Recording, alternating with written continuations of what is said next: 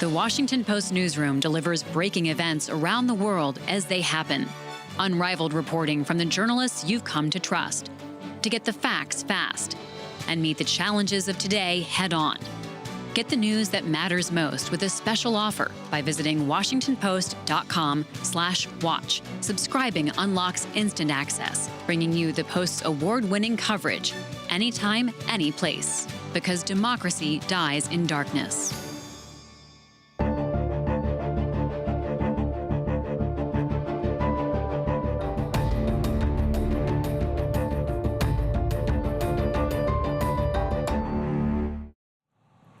Well, he's back for more. Republican Jim Jordan of Ohio returns to the House floor today, urging his colleagues to support his bid to become Speaker of the House. He fell short yesterday when 20 of his fellow Republicans refused to back him, and the House has now been without an elected Speaker for more than 2 weeks. Welcome to live coverage from the Washington Post. I'm Libby Casey. Well, Jim Jordan made a name for himself as a right-wing firebrand, willing to poke and punch at anyone, even his fellow Republicans in leadership. Now he wants their support. I'm joined by columnist James Hohmann, as well as Rhonda Colvin, senior political correspondent. Rhonda, here's the big question. Is Jim Jordan in a stronger or weaker position today than he was yesterday? Well, that remains to be seen, and we're once again going to see it play out on the House floor. We are still hearing from Republicans who are saying he may actually lose some votes, lose more than the 20 from yesterday. So that is a concern right now here on Capitol Hill. There is a key development that might be a focus today. We're hearing more from people who are saying, look, maybe we give more power to the Speaker pro tem, Patrick McHenry, who was chosen by the former Speaker, Kevin McCarthy, to lead things while this vote is taking place. We heard from Ken Buck, who represents Colorado. He talked to us last night. He said he thinks that could be a path forward to give McHenry about 30 days to open up the body so that they can pass aid for Israel. They can do all the things that they haven't been able to do without a speaker. Hakeem Jeffries, who leads, of course, the Democratic caucus, he also told reporters last night that McHenry is someone that Democrats do like and that they would be willing to figure out a bipartisan path forward. He didn't say it unequivocally that they would support giving more powers to the pro tem, but he did at least hint that there might be a door open there. So that's something that we might see today. Dave Joyce, who is a Republican from Ohio, very near Jim Jordan's district there, he may be coming to the floor today with a proposal which would require 217 votes, but it would be a proposal to give more power to that Speaker pro tem. So again, we don't have confirmation yet on what might happen today. We're all going to just see it play out again. Rhonda, thank you so much. You know, I want to stay with you for a moment because so much of what happens on Capitol Hill, while the journey can be bumpy and full of detours, we all know where we're eventually headed. We all know the end destination.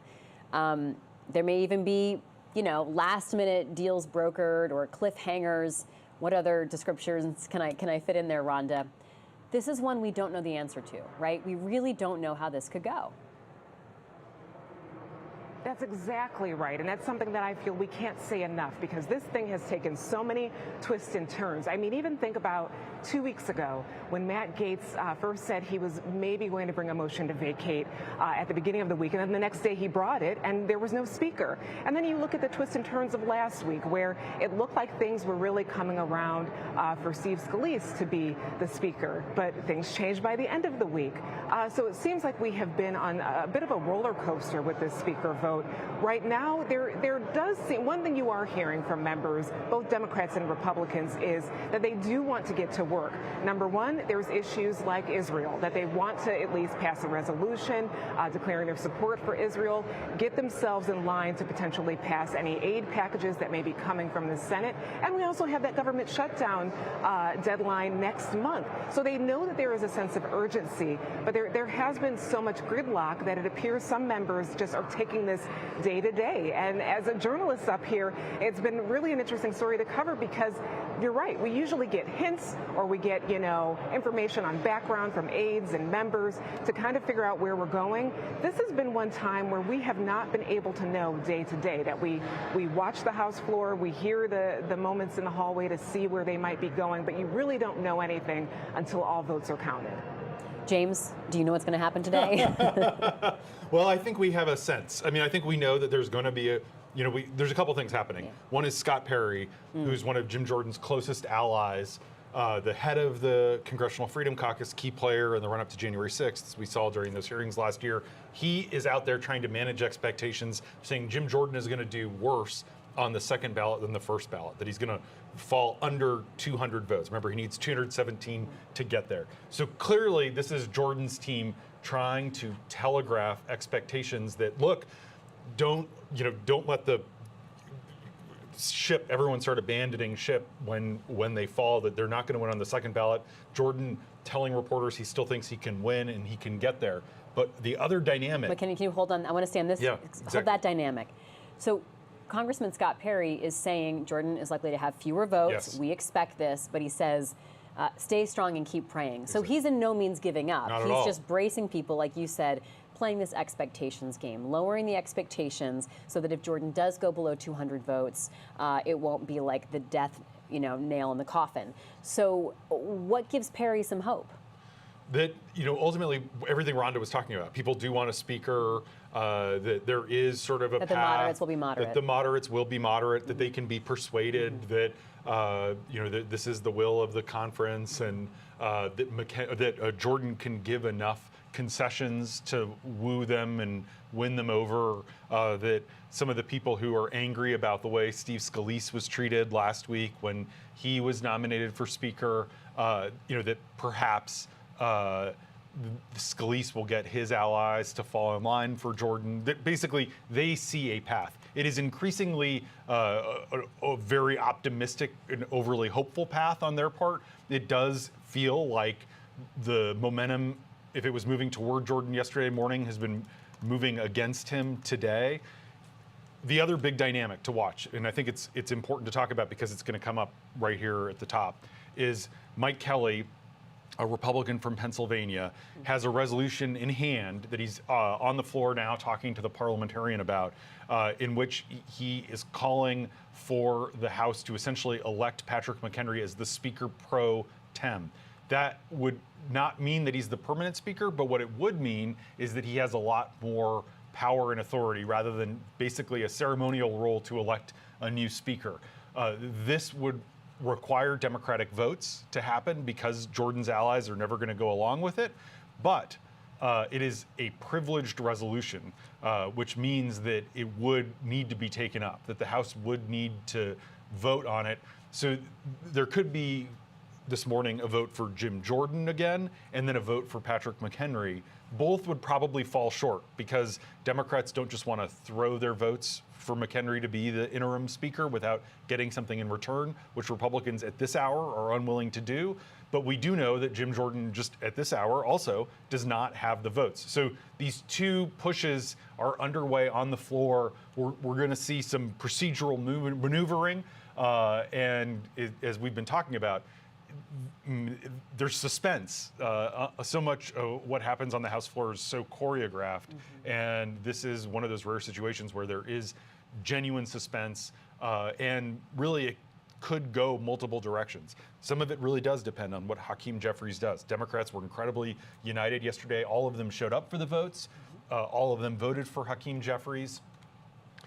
Will Democrats start to splinter? Will there be some Democrats who say, let's make McHenry the interim speaker, we need to pass a supplemental package to give money to Ukraine and Israel? Will there be, what do people like Kevin McCarthy do, who so far has supported Jim Jordan, but maybe does McHenry is one of his closest allies, want McHenry to be there? And You're also hearing, I've been talking to folks on the Hill today, different names being floated as potential other new speaker candidates if Jordan can't get there. Rhonda, let's talk about some of the other names that are important and people to be watching today. How, in addition, of course, to Jim Jordan and Patrick McHenry, how much power does Steve Scalise have today? How much power and convincing ability does someone like Hakeem Jeffries have? And I see here McHenry is gaveling them in, but you can keep talking, I think, as he gets started, Rhonda. Yeah, I think the question of individual power is a very interesting question at this moment, because you have had small groups try to coalesce around one person, but that doesn't necessarily mean their passion for that one person will be something they can transmit to another member. We've seen that with people who are consistently supporting McCarthy, even though McCarthy just does not have the numbers. We've seen that with people who are still upset with how Steve Scalise was treated. So it seems like there's a lot of splintering and fractures in the caucus. You're hearing a lot of different things from different people. But for now, there is Jim Jordan. He did get the most votes in their closed door session. So again, he seems to be the only one who has been able to gather that amount of votes.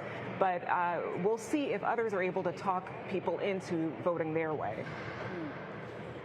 Rhonda, what we're going to be seeing this morning, they're doing the opening prayer, they'll say the pledge. Talk to us about how we'll get a sense of the head count and who's actually here and what this morning might look like. So it appears that it might be a repeat of yesterday, where all the members who were there for the quorum check are going to be there today. I have not heard that anyone didn't come into work today. Although, again, they need to check the numbers before they start any process. One thing that's interesting to me, just kind of trying to read some tea leaves, I noticed that there are some House committee meetings happening in the latter part of today. I don't know if that's a signal that they are going to either vote on a resolution to give McHenry more power, or if they're just going to do one round and see where they go from there. But I have noticed committees like Homeland Security have scheduled a late day meeting. So that may suggest that Republicans believe they might be off the floor in short term. But we'll see where this goes. James, as we watch them do the pledge, what will you be looking for in terms of signals of how this day could go? I mean, yesterday we got an early sense that Jordan was not going to be able to stop. He can only afford to lose 5 votes. And a lot of his opponents are early in the alphabet. Okay, let's listen here up. Pursuant to Clause 7 of Rule 20, I move a call of the House. Under Clause 7B of Rule 20, the chair confers recognition for that purpose. Without objection, a call of the House is ordered. Members will record their presence by electronic device. Okay, so we're seeing this quorum call essentially, James. So this quorum call is basically a bed check. They're going to make sure everyone is there. One person who will be here that was not there yesterday, Gus Bilirakis, a Republican congressman from Florida who is a Jordan supporter. Last night there was, remember, going to be a second ballot for speaker. It was delayed a couple hours. It became clear that Jim Jordan didn't have the votes. Initially, they were waiting until one of the Jordan allies could be there so that they could count on his vote. They wanted to make sure that they didn't lose more than 20 votes on the second round. An element we haven't really talked about yet, but that was a big deal last night, is this feuding between Steve Scalise and Jim Jordan. So Steve Scalise still is the House Majority Leader, the number 2 in leadership. It's the number 1 spot that's open. Scalise doesn't plan on giving up the number 2 job. He was the Majority Whip and the Minority Whip, so he has an operation. He has a lot of allies. Scalise and his team were really angry that Jim Jordan didn't really throw his full energetic support behind Scalise last week when he won inside the House Republican Conference to be the nominee for Speaker. And Scalise voted for Jordan yesterday, but then Jordan went into Scalise's office and Jordan basically prodded Scalise and said, "You've got to get the holdouts who voted for you." I think there were 6 of them yesterday. Got to get them to vote for me. And Scalise was sort of non-committal. And then what apparently happened was that the Jordan team leaked to reporters that Scalise was being intransigent. And this made the Scalise team really angry. And so you saw several Scalise supporters who did support Jordan on the floor yesterday, then saying, well, maybe I won't support him on the floor tomorrow. Among them, Ann Wagner, a Republican from Missouri. So I'm going to be watching during this first vote to see what the Scalise close allies do. Do some people who voted for Jordan yesterday defect? Because in that case, I do think Jordan is probably done. So you watch someone. I mean, Ann Wagner's late in the alphabet, but there are other Scalise kind of adjacent people, and it will be anyone who is voting differently than they did yesterday will be the story. We know, for example, early in the alphabet, Ken Buck, Don Bacon both voted against Jordan. They've both said this morning they're going to vote against him again today. So still, it means right at the top of the alphabet, you only need 5 no votes to stop Jordan among Republicans. But they obviously don't show any sign of moving. It does appear. I mentioned that Scalise was angry about kind of Jordan is this rabble rouser. He's someone who has an edge to him, isn't sort of the backslapping kind of chummy politician that Steve Scalise or Kevin McCarthy are. Does the Jordan effort to pressure people like Don Bacon backfire more? One of the things Bacon did yesterday after the vote was he showed a group of reporters his phone and his text messages and his wife's text messages specifically, and from his wife.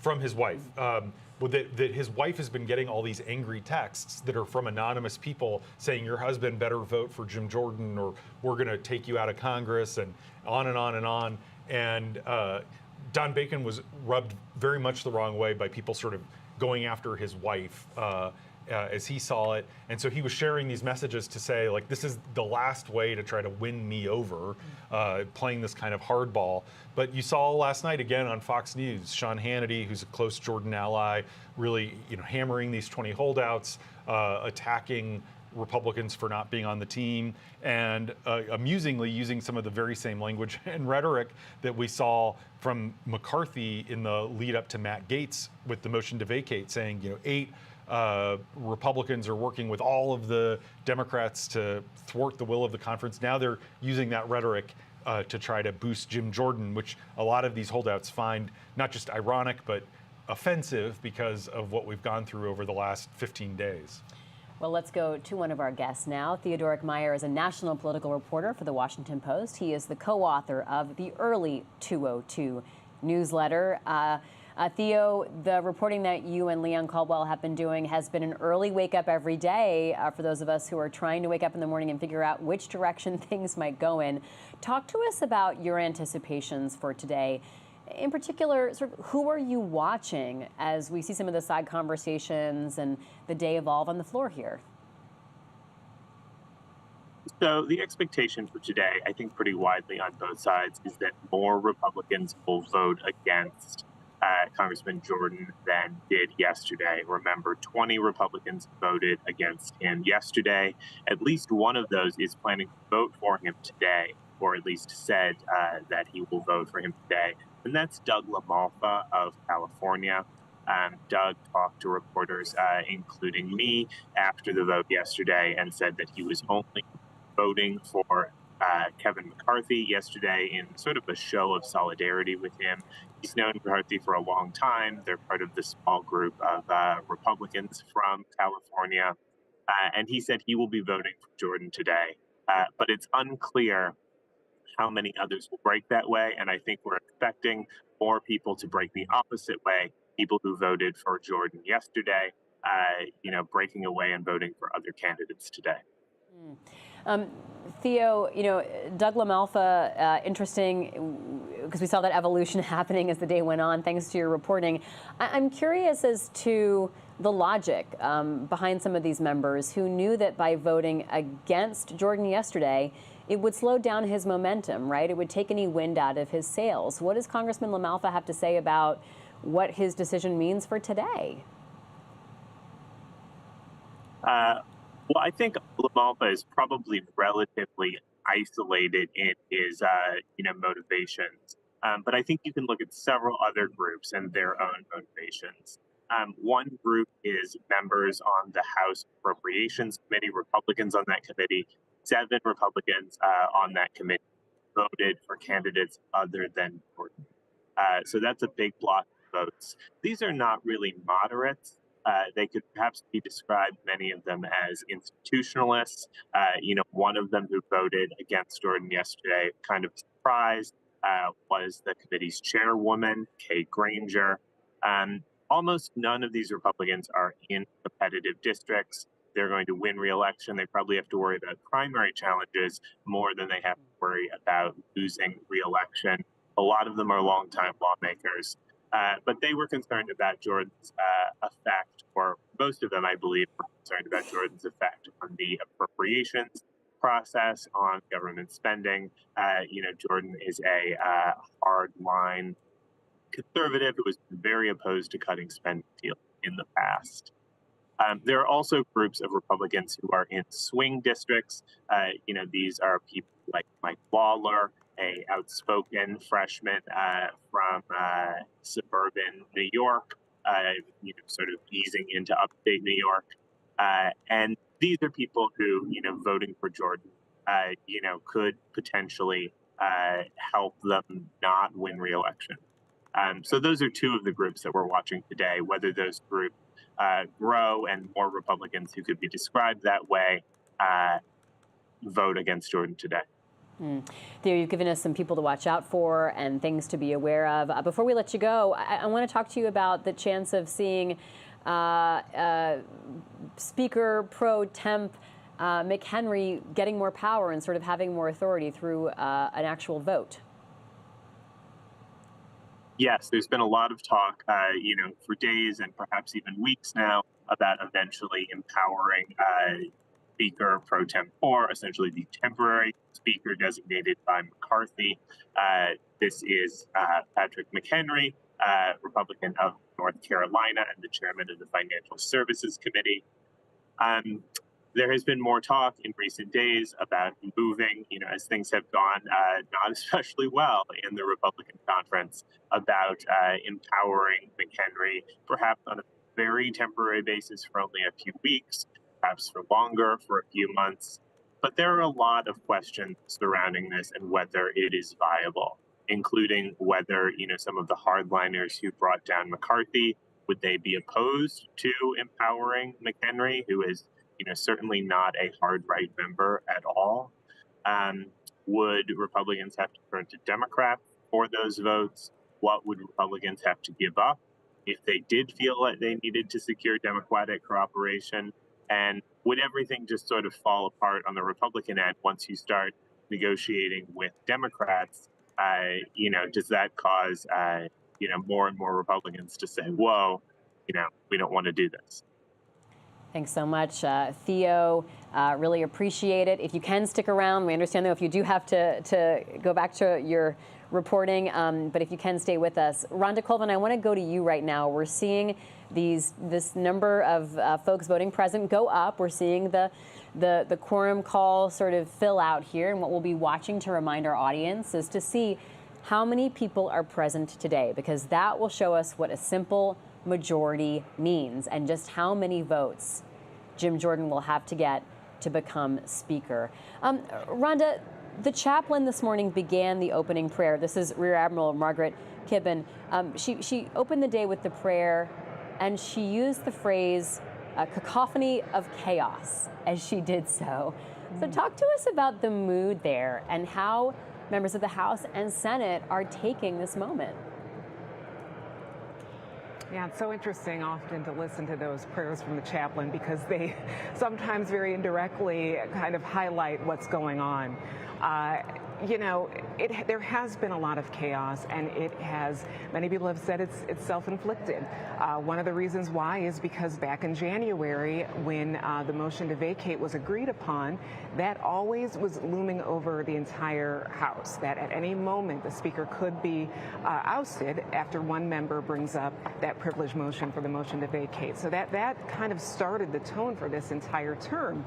What we're seeing now is, and I noticed it too last week when I was standing outside some of the GOP closed-door meetings where they were trying to figure out who would be the nominee, you are seeing the tensions play out. Even though some of these folks are personally friends, they've been in Congress around the same time, when it comes to who's speaker, you see how opinions have differed. And when those opinions are differing, they become entrenched. And I've seen many, pro-McCarthy people who are still talking today about being upset that 8 people were able to get them into this position now. That's one of the reasons why Representative Bacon has said he is not going to vote for Jordan because he doesn't want to embolden a small group of GOP caucus members. So you are seeing these tensions play out in the hallways. You're seeing when members are leaving these meetings that they're not exactly happy. I spoke to Ken Buck, who of course is someone we've been watching for days because he said he will not vote for Jordan. He told me yesterday that there is a lot of frustration, especially after that first vote, and he did not vote for Jordan and said he won't until he hears some promises from Jordan. But you are seeing it play out throughout this entire process, and you have to wonder, even after they elect a speaker, whether it's this week or whether it's a month from now, are these feelings going to last, and how will they impact the dynamic here? There's a lot of, weighty issues going on that need the attention of the full Congress, and you wonder if these tensions are just going to, boil over or just be simmering underneath as they keep moving forward. Rhonda, let's talk about the business that Congress has on its plate. You talked about some meetings that are going to go forward and happen today, but how hamstrung does the House feel right now? Very hamstrung, because they know even if you have committee meetings and you may vote something out of committee, where does it go? Where does it go? You don't have a functioning situation where the Rules Committee can send it to the floor and it gets voted on. This really has affected the timeline. Anything that Republicans wanted to get done right now, especially as a lot are thinking about the 2024 election, they're not able to get done right now. They're going to have to push it down the road. And then something new that we aren't anticipating may come up. So that is another sense of the urgency up here, is that something should be done in order for them to move forward. I think a lot of Republicans are also thinking of the optics of this. There has been polling showing that a lot of Americans are not taking kindly to the fact that one party cannot seem to elect a leader right now. So again, all these things are playing into it. That is one of the reasons you are hearing some of those folks, moderates and others, who have decided to go for Jordan in the last few days, who were originally opposed. They've often said in their statements, we want unity. We want to move on Israel. We want to move on other issues. They're not exactly saying they're enthusiastic about a person. They just want to move forward. So that, again, is something to take in consideration as the House tries to figure this out. But each day, I think I said this yesterday too, by what I learned from watching this play out in January with McCarthy, it never gets easier for the candidate, oftentimes. Now, Jordan may have flipped some people last night. We don't know. We'll see that potentially soon. But oftentimes this gets harder. When you see more anti-Jordan votes come up, especially if they're at the beginning of the alphabet, that may embolden some other folks down the line to say, you know what, I'm not voting for him either. And so, again, we are hearing that Republicans are guessing that he just won't have the support. He'll have less support than he had yesterday. So, again, we're all staying tuned. All right, thanks so much. Let's go back to Theo for one more round here. Theo, let's talk about the politics of this. How much are people thinking about 2024 and how a functional House could have impacts on the election in 2024, how a dysfunctional House could have an effect, and how the various speaker candidates could influence Americans' impressions of the House? Well, I think one of the big questions is the extent to which Americans will remember this a year from now, more than a year from now, when they're going to vote, as well as, how much they make their decisions based on House candidates and how much, people voting for Joe Biden just vote Democrat down the ticket, vote Republican down the ticket. Perhaps this depends to some extent whether we, elect a speaker in the coming days, or whether we go for weeks or even months somehow without a speaker. But maybe this would be a good opportunity to go through, some of the Republicans who are in Biden district, who did not, who voted for Jordan and who did not vote for Jordan. A third of them, there are 18 Republicans in district that President Biden carried in 2020. A third of them, 6 of them, voted for candidates other than Jordan yesterday. 2/3 of them stuck with Jordan. So one of the big questions today is whether some more of those members peel off, especially the ones with more moderate tendencies. I'm thinking about people like Juan Ciscomani, who is a freshman from Arizona. People like John Duarte, who represents a district that President Biden won by almost 11 points. He is another freshman. Like David Valadeo, represents a district that Biden won by 13 points. People like Tom Keene, a freshman who represents a New Jersey district outside of New York City. And perhaps people like Mark Molinaro, who has been pretty closely aligned with some of the lawmakers who did vote against Jordan yesterday, fellow New York Republicans like Nick LaLota, like Anthony D'Esposito. Thanks so much, Theo Meyer, co-author of The Early 202. James, I want to talk more about some of the people who said they'll stay with Jordan for now. We have an indication, for example, that Tom Cole is sticking with Jordan. Tom Cole, very influential in terms of having the power of the purse strings and having, it's like that, not a name that all Americans would necessarily know, right? But everyone on the Hill sure knows him. Absolutely. Yeah. No, and so Tom Cole is someone who actually openly looked at running for Speaker when McCarthy was first ousted. I think he would love to be Speaker. I think he is the kind of quintessential institutionalist in the House, an appropriator, but also the chairman of the Rules Committee, which is incredibly important at determining the conditions by which things come up for vote on the floor.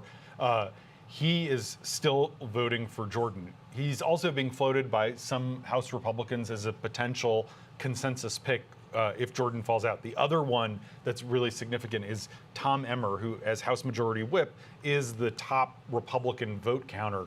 He just is telling reporters right now that Jim Jordan will be our Speaker, and he is sort of saying that he will find a way to get the votes. He has a path.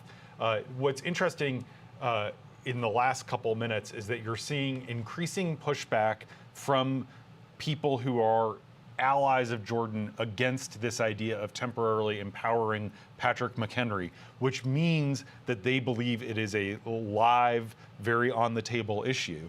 The vigor with which they're pushing back against it suggests that they're nervous this is a direction the House might go. They're trying to brand this as a coalition government. They're saying Republicans shouldn't go into cahoots with Democrats to form a coalition government. It wouldn't necessarily need to be that way. In fact, if Republicans just voted to give McHenry the power of interim speaker, which wouldn't make him permanent speaker, they wouldn't need a single Democratic vote to do it. They would only need Democratic votes if there were intransigent members. So that's kind of inaccurate messaging, or certainly misleading messaging, but that is how they're fighting it. And I think it is actually gaining purchase with some of the members, including people like Emmer, who is not a Jordan ally, a former chairman of the National Republican Congressional Committee, but I do think is nervous to be seen as cooperating with Democrats. Meanwhile, Hakeem Jeffries, the Democratic leader, is expressing willingness to support this McHenry effort, but wants some concessions, wants some kind of power-sharing deal. Ultimately, though, such concessions would make it a non-starter for most Republicans. So right now, that is not kind of, it's the easiest path out of this, but it's not clear that that path can be followed. Something else that is interesting is, as members are talking about whether McHenry should be empowered this morning, there are a lot of members who say that it's not necessary, that you don't need to have a vote. Nick LaLota, who Theo was just talking about, says that he's still going to vote for Lee Zeldin, a former congressman, the Republican nominee for governor in his home state of New York last year. And he is holding out and says he'd be willing to vote for Jordan if he can get promises on disaster aid and flood funding, but he wants it on paper.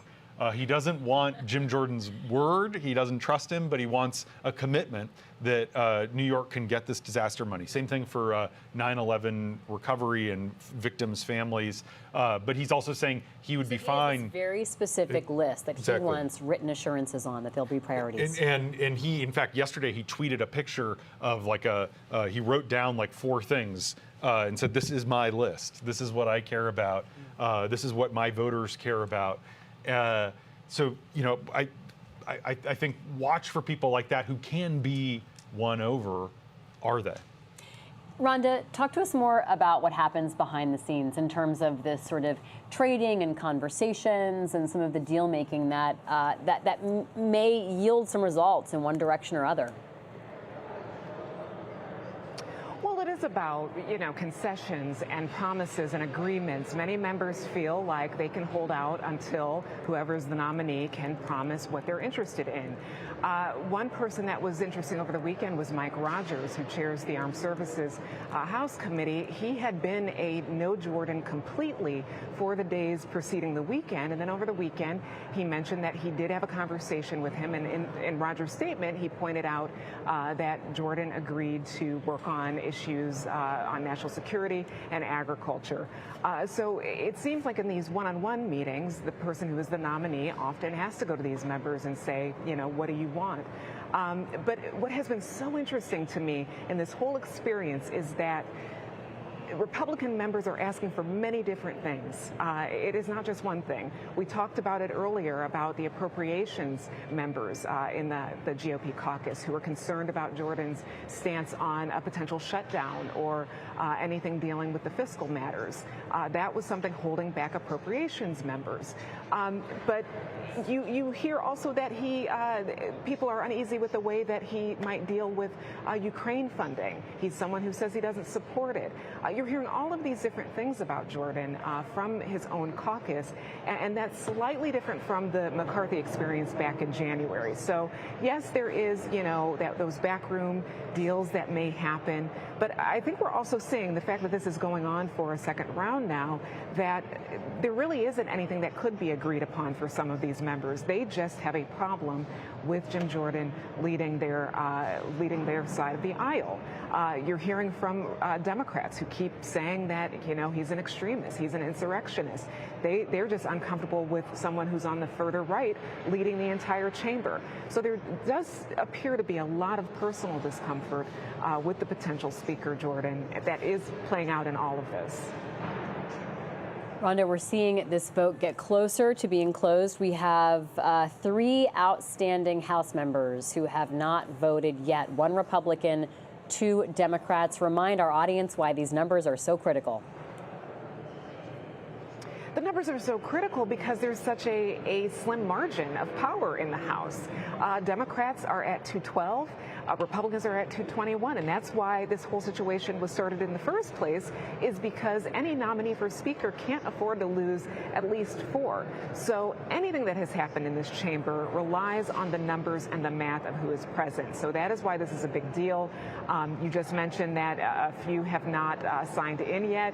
That doesn't necessarily mean they aren't here. I have seen it where members are in the hallway or doing something else. I do know there was a press conference also at 11 that was happening with Republican members. So I'm hoping, people are getting where they need to. But the math certainly matters because of the power balance in the House.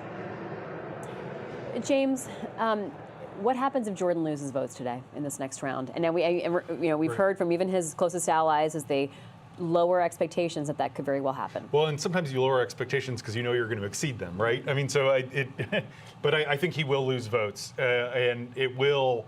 It depends on how many. Kevin McCarthy never got fewer than 200 votes. Basically, Jim Jordan ended up in exactly the same spot on the first ballot that Kevin McCarthy was in January after the first ballot. Obviously, McCarthy held firm for 17 ballots and ended up eventually getting there. Kevin McCarthy much more liked across all the so-called 5 families of the Republican conference than Jim Jordan, who is really part of one of those families and is sort of the annoying cousin to at least 3 of the others. I think that if Jordan loses more votes, then you're going to see a push in a vote to empower McHenry. There's something really interesting happening on the floor right now. Mariana Sotomayor, one of our colleagues, is sitting in the chamber so she can see the conversations that are happening. And she sends along this message that a group of holdouts are currently huddling on the floor.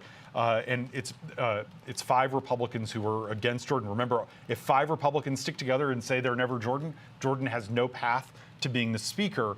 And Democrats are coming up and talking to them, including the head of the Congressional Progressive Caucus, Pramila Jayapal from Washington. She came over to talk to Don Bacon, the Republican from Nebraska. She tapped him on the shoulder. She gave him, according to Mariana, an approving nod. And this is all happening as conversations are swirling about potentially empowering Speaker Pro Temp Patrick McHenry in some kind of bipartisan way. Meanwhile, you had Gary Palmer, Republican from Alabama, a member of leadership, talking to Nick LaLota from New York, who we were just talking about a minute ago. And then Jim Jordan sort of approached that side conversation. So clearly, the side conversations are happening right now. The McHenry elevation is very much in play. And we'll see. I mean, if they've closed this vote, ultimately 3 people being gone doesn't change the math enough where Jordan could still afford to lose 20 votes. He would still not get the speakership. It changes it at the margins when you're close. But right now, not enough for Jordan. Rhonda, take us through what could happen today in terms of just the mechanics going forward. So we are expecting another round of votes for Speaker to happen. It will be a repeat of what you saw yesterday procedurally, where there will be a Republican member who will speak in favor of Jordan. Yesterday it was Elise Stefanik. Then you'll have a Democratic member who will speak in favor of Hakeem Jeffries. Then they will do that vote round. We are also hearing that there are potential resolutions that will come to the floor to empower the pro tem, to give him more power, as we've just been saying. Those are the mechanics. Again, we were just going to have to watch and see what happens next, what moves happen first. The fact that our reporters in the chamber are able to see some of these side hustles that are going on the sidebars rather, that tells you that things are still up to the minute.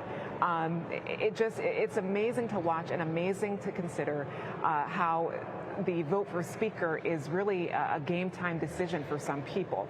If Pramila Jayapal is talking to some Republican members, that also may show that Democrats know that whatever they are desiring right now may be into play. Because if there is a resolution to give McHenry more power, that is going to take 217 votes, a simple majority.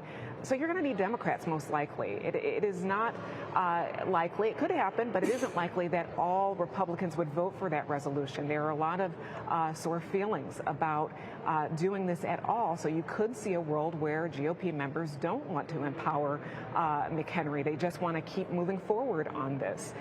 So a lot of things are at play, and watching it play out is certainly interesting and historical.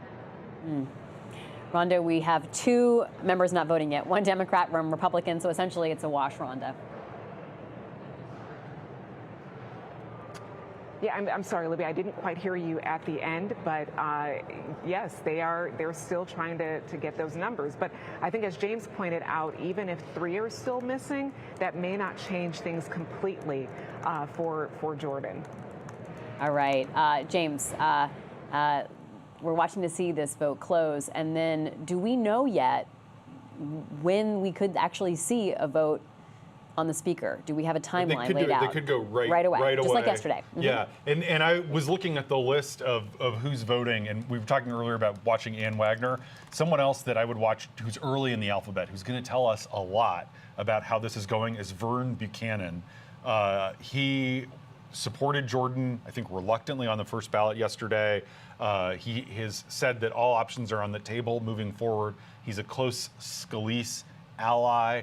If he defects, I think that is really bad news for Jim Jordan.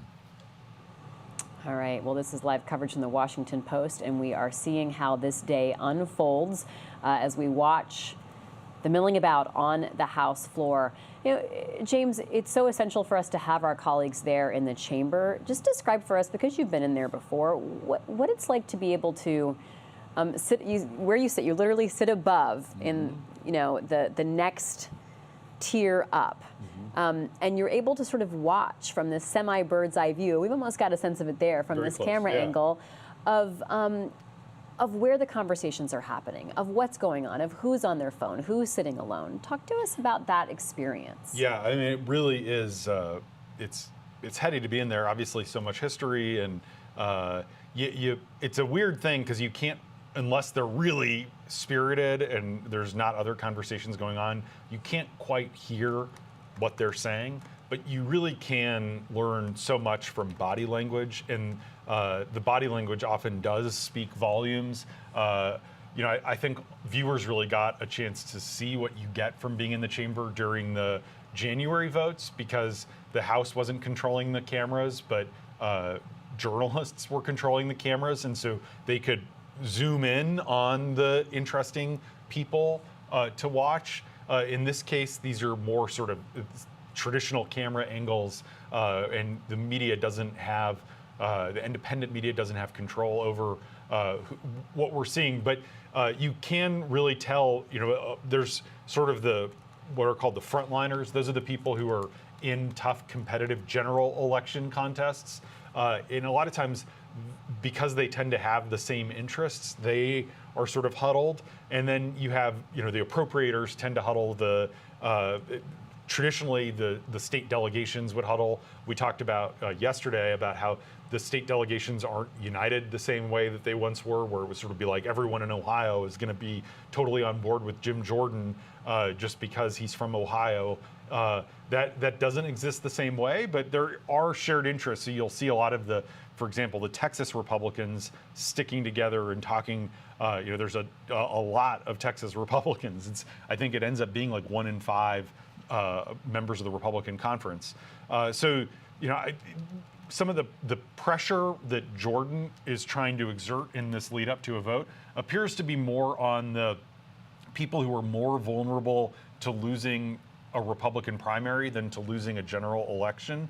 It really does seem like Jordan feels that the votes that are gettable in this next round are people who would care if Sean Hannity is coming after them in supporting a primary challenge against them, more than the people like Mike Lawler in New York, who's in this Hudson Valley district outside New York City, who's really doesn't care what Sean Hannity does to pressure him. So we'll see if Jordan is able to move any of those sort of the people from very red districts that would be susceptible to that kind of pressure. Rhonda, let's talk about who Patrick McHenry is and how he even got in this position. Well, during that motion to vacate that ousted former Speaker McCarthy was able, because of a post 9/11 rule, that if anything were to happen to the Speaker, that there will be a pro tem put in place. McCarthy was able to give the clerk a name, and that name was Patrick McHenry. He is someone who is respected on both sides of the aisle. In fact, Hakeem Jeffries yesterday, in front of reporters outside the Capitol, did say he is one Republican who the Democrats know that they can work with, know that they have good feelings about him. He currently is the chairperson over financial services. You might even remember when we've covered some of their hearings, when Maxine Waters was the chair of that committee. They seem to have a very good working relationship, even though they're from very two separate worlds. But Democrats seem to feel good about him. I am seeing more hallroom chatter that Democrats are saying, yes, this is someone that we possibly could agree on that resolution or that proposal to give him more power. He's someone they feel more comfortable with. Hakeem Jeffries just moments ago in the hallway told reporters that Jim Jordan is the poster child of extremism. That's a quote from Jeffries. But others are people that the Democrats can work with. So it definitely seems like Democrats know they could play a big role in dislodging whatever gridlock is going on right now. So we might hear more about that. But there has been more momentum behind McHenry because he is someone that both sides feel would be a good interim person to have in there so that they can spend the next month or however long they need to figure out a full-time nominee for Speaker. That it would be in good hands with him. But he is someone who has respect on both sides of the aisle. And I'll also give you a little bit of color from last week. He doesn't appear to be someone who wanted this job at all. I noticed that when he would leave some of these closed room caucus meetings last week, he actually kind of ran from us reporters. He didn't want to make a comment. He didn't want to talk about potentially having more power.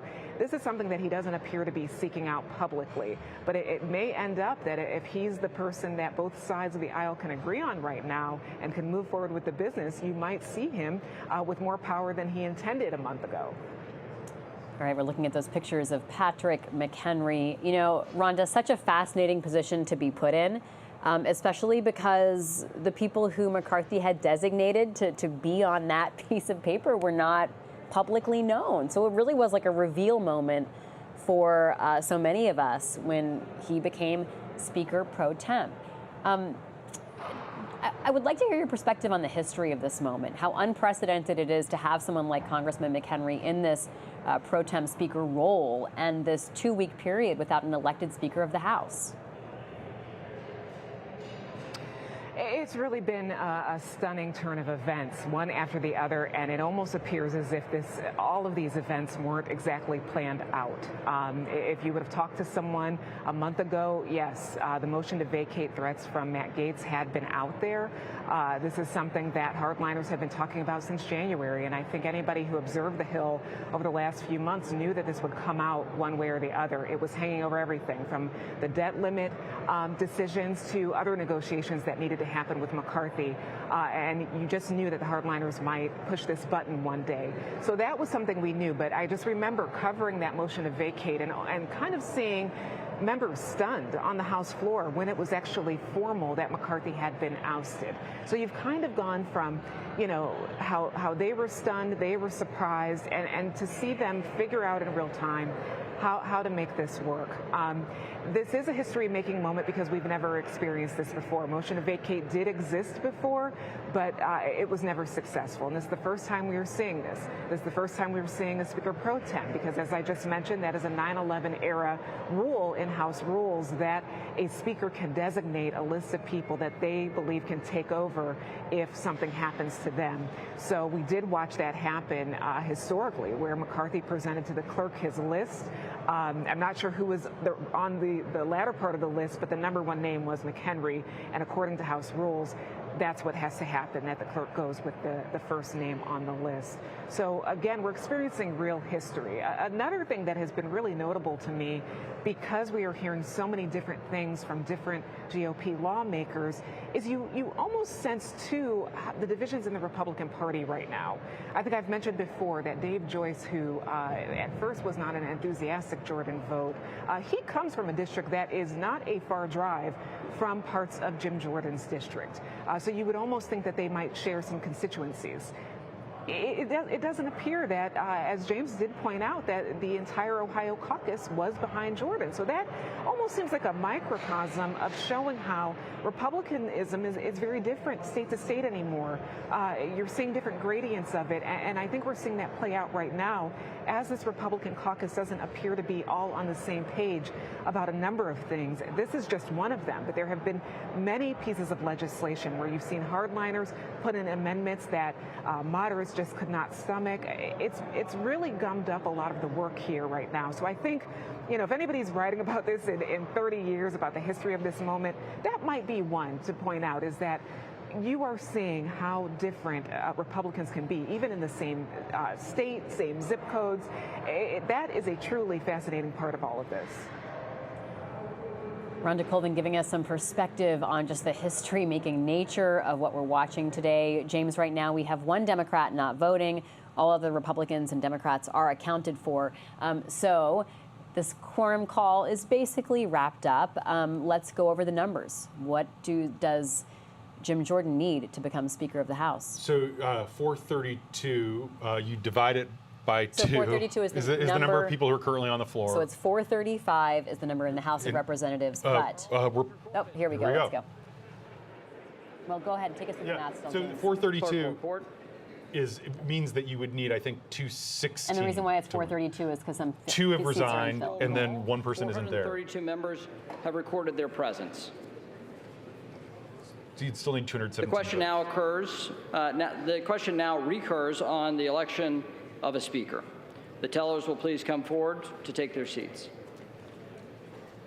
All right, James, remind us who we are seeing and who will be coming up. So the tellers are it's the chair of the House Rules Committee, Brian Steele, the Republican from Wisconsin. What's going to be super interesting, and we'll learn momentarily, is who gives the nominating speech for Jim Jordan here. Yesterday, he chose Elise Stefanik. Kevin McCarthy chose people from every different part of the Republican coalition when he was doing each of his new ballots. It'll be fascinating to see what kind of message Jordan wants to send today. Does he pick a moderate? Does he pick a frontliner? Does he pick an institutionalist? Maybe someone from the Appropriations Committee? Does he somehow get someone who voted against him yesterday to come up and nominate him for Speaker today, which would show that he has momentum? It's going to be very, very telling. And it's also going to be telling to see how they do this in terms of the votes. You could have a vote for Jordan and then a vote on empowering McHenry right afterwards. If the tellers will please come forward and take their seats. Tellers.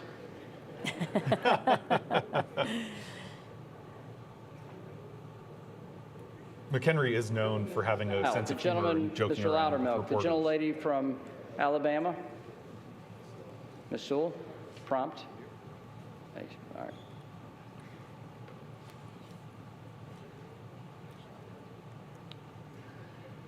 The nominations are now in order. The chair recognizes the gentleman from Oklahoma, Mr. Cole.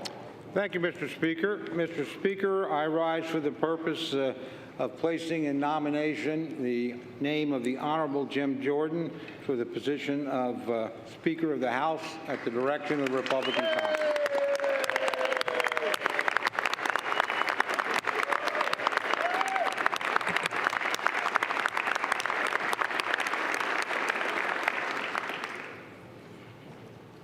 Hi, guys. Okay, thank you. So while this will no doubt be riveting, hopefully Thank you we'll very listen to it much, and the rest of Mr. us can So talk they about went with this. the Mr. Speaker, institutionalist. 2 weeks and 1 day ago, I was on this House floor and in this chamber defending my very good friend and our former Speaker, Mr. McCarthy, from an effort to vacate the chair.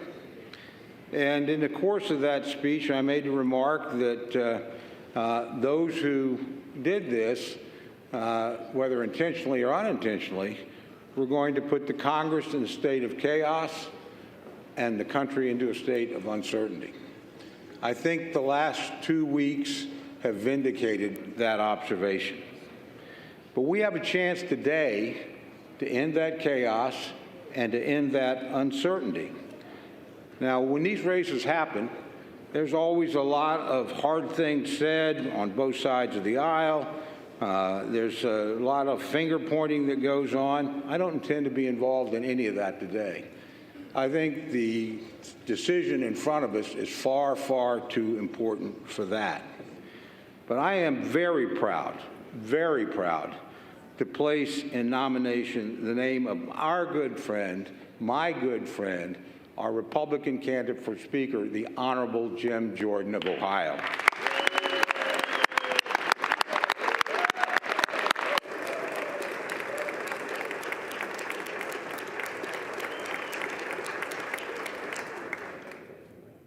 I've had the privilege of knowing Jim Jordan for a long time. I've been in Congress for a long time. So for his entire period in the House, I've had the honor of serving with my friend. Now, my friend is not exactly a shrinking violet. You don't win national championships in college. You don't come to this floor with a sincere set of beliefs and a desire to make a change and be shy about it. And my friend is not a shy person. But I've learned some things about him over the years. He is a person of absolute personal integrity. I've never once had to question something that he told me. He's an honorable man. Also, I think we all know he's a pretty direct man, too. I don't think anybody in here on any issue of any substance would have to guess where Jim Jordan is going to stand. He doesn't deceive. He doesn't dissemble. He simply tells you straight up, this is what I believe, this is why I think it's the right thing to do for the country, and that's what I'm going to try and accomplish, and I'm going to work with you in any way that I can to do it. Now, the other thing I think we've found in the last couple of weeks is what it takes to be a speaker. And the one thing I know, never having been one and never having aspired to be one, that it takes a spine of steel to do this job. My friend has that kind of determination, has that kind of character, has that kind of spine. And I think the next speaker is going to need that quality, and I know my friend has it in great abundance. Now, if you're a Republican, it ought to be a pretty easy decision, my friends. You know, this is somebody who believes what we believe and has fought for and shown that over and over again. You know, I first got to know him, a lot of his focus was on spending. That's exactly where the focus of this House ought to be. Now, he's laid out a plan, not just a short-term plan, as to how we deal with the appropriations process. I'm an appropriator. I think I know that that's not the root of the problem. But unlike any other speaker we've had, he's had the courage to talk about a long-term plan and to get at the real drivers of debt. And we all know what they are. We all know it's Social Security. We all know it's Medicare. We all know it's Medicaid. No president of either side has been willing to deal with this. No speaker of either side has been willing to deal with this. My friend, our former colleague, John Delaney, and I offered a plan. I still file it every year. John's not here anymore. To go back and do in 1983 what we did then and address Social Security. We never can get any help. This is the guy that wants to create a debt commission, a bipartisan debt commission, and get at the roots of our spending problem. That takes courage. And Republicans ought to support somebody with that kind of courage. Now, he's not only focused on one thing. I don't know anybody that's done more to highlight and talk about the border disaster that is underway right now as we speak. You know, I had the privilege of serving here when Jay Johnson was Secretary of Homeland Security. I have a very high opinion of Jay Johnson. I think he's one of the finest public servants I ever met. And he was asked on one occasion to define what was a crisis on the southern border. And he said, anytime you have more than 1,000 illegal entries a day, you have a crisis. We have 10 or 11 times that every single day. And in that tide of humanity that's coming across, there is a boatload of fentanyl coming to kill tens of thousands of all of our constituents. There are human traffickers who are taking advantage of young men and young women and, frankly, predators in our own country, and they're bringing them across, not by the tens or the 20s or the dozens, but by the hundreds and the thousands. You know, there are amongst that flow of people, people that wish us ill, people who are not fleeing from oppression, people who are terrorists or criminals that are coming into our country for no good reason. Now, that is not an immigration problem. That's a border security problem. They are not the same thing.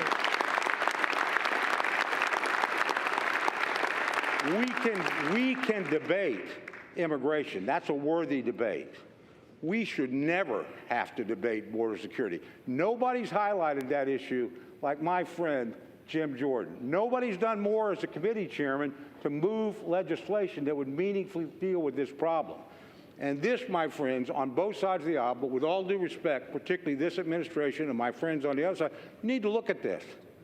You need to look at this seriously. Don't confuse it with immigration. You ain't going to have immigration reform until we have border security. Cannot be done. This has been the #1 champion of that. It's one of the #1 issues that we have. Finally, I want to talk about something that can bring us together. There are a lot of things we disagree on, legitimately so. Most of us do not disagree about the security of the state of Israel. All of us.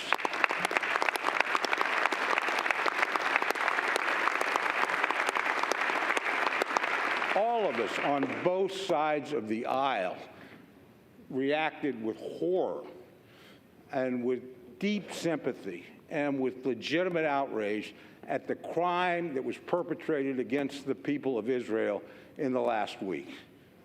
all of us, and all of us know that they are within their rights to respond forcefully and swiftly to defend their people and punish those who brought that upon them.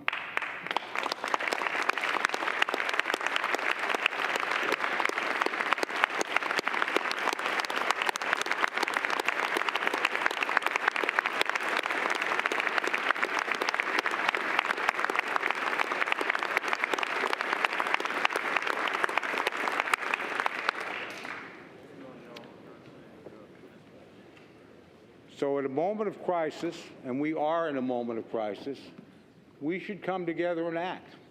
And we know we can't do that without a Speaker of the House. Now, it's a narrow majority, but my friends and I are in the majority. And we need to produce a Speaker. We have a candidate who we know where he will stand on issues that are important. We know where he's going to stand on spending because it's where he's always stood. Not like he's changed over the course of his career. I know what he's going to do on the border. I've read H.R. 2. I've seen what his committee produced. And it's not just money, it's policy and change that will provide security for the American people.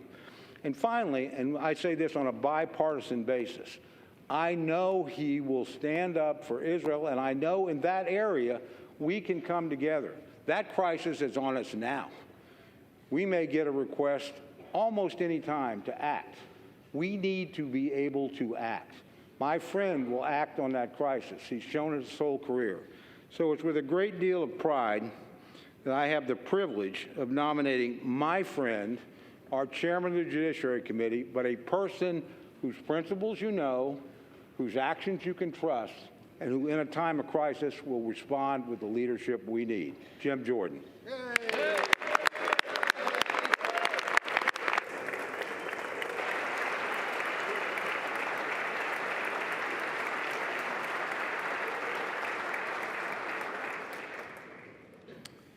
The chair now recognizes the gentleman from California, Mr. Aguilar. Mr. Speaker Pro Tem, I rise today at the direction of the House Democratic Caucus to place into nomination for the position of Speaker of the House of Representatives, the Honorable Hakeem Jeffries of New York.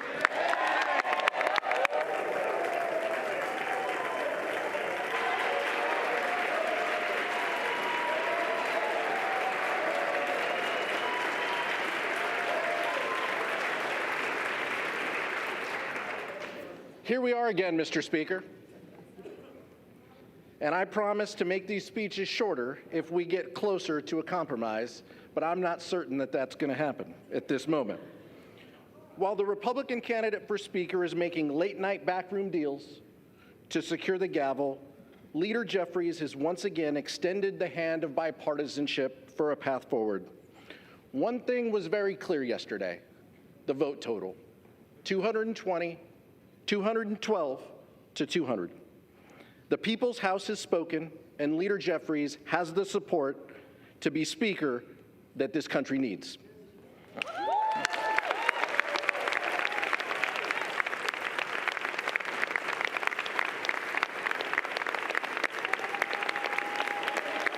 Mr. Speaker,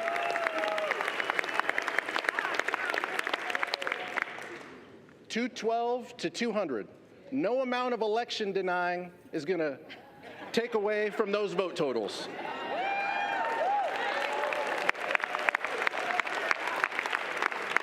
We shouldn't, Mr. Speaker Pro Tem, we shouldn't be surprised at the vote count. I noted yesterday the legislative acumen of the gentleman from Ohio. Would it surprise anyone that in addition to not passing a single piece of legislation, he's never put a piece of legislation that has made it to a committee? The Speaker of the House must be a legislator, and the gentleman from Ohio falls short in that regard. He supports an extreme agenda and is hell-bent on banning abortion nationwide, gutting Medicare, gutting Social Security, and giving cover to January 6th attackers. Those aren't the values that we share. If we don't see a speaker elected in this round, there's going to be another candidate and another internal Republican conference vote and a secret ballot and the country can't afford more delays and more chaos. 15 days should be enough.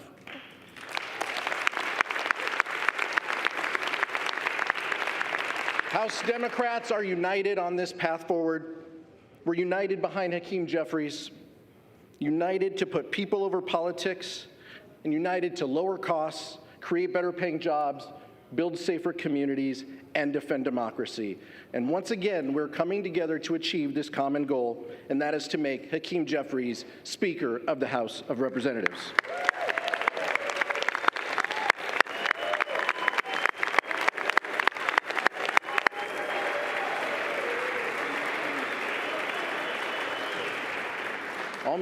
Almost, Mr. Speaker Pro Tem. Hakeem Jeffries has done what we haven't seen from the other side of the aisle, and that is to keep a caucus united. When extreme MAGA Republicans vowed to send our country into a devastating default, it was Leader Jeffries who led House Democrats to reject the extremism and keep the government open.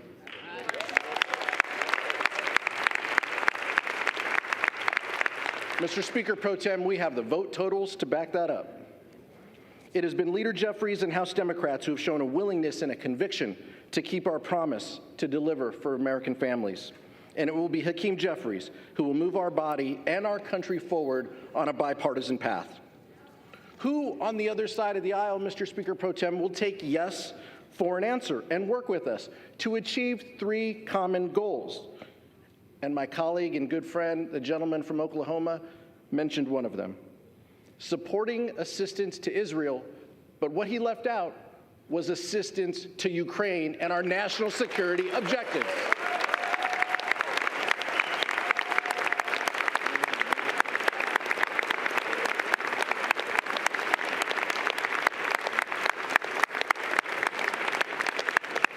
Second, above all else, we must commit to keep this government open and functioning.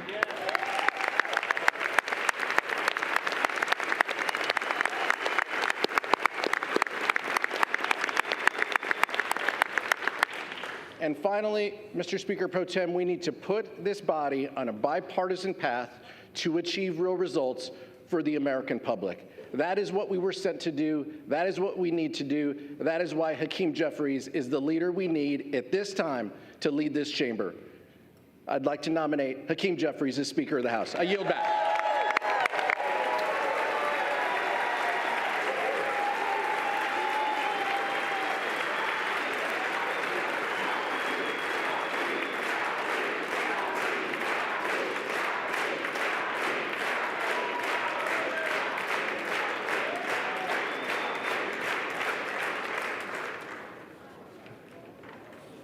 No further nominations. The reading clerk will now call the roll.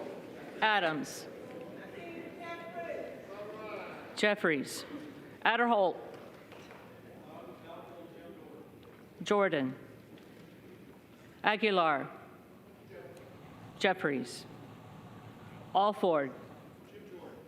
Jordan. Allen. Jordan. Allred. Jeffries. Amadei.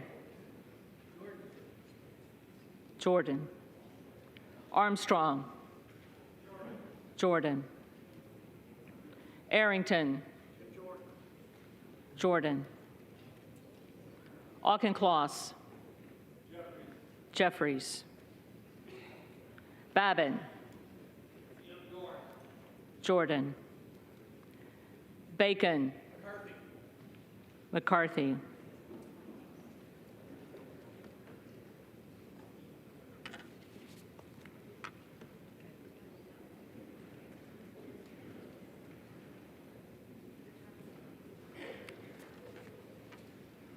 Baird.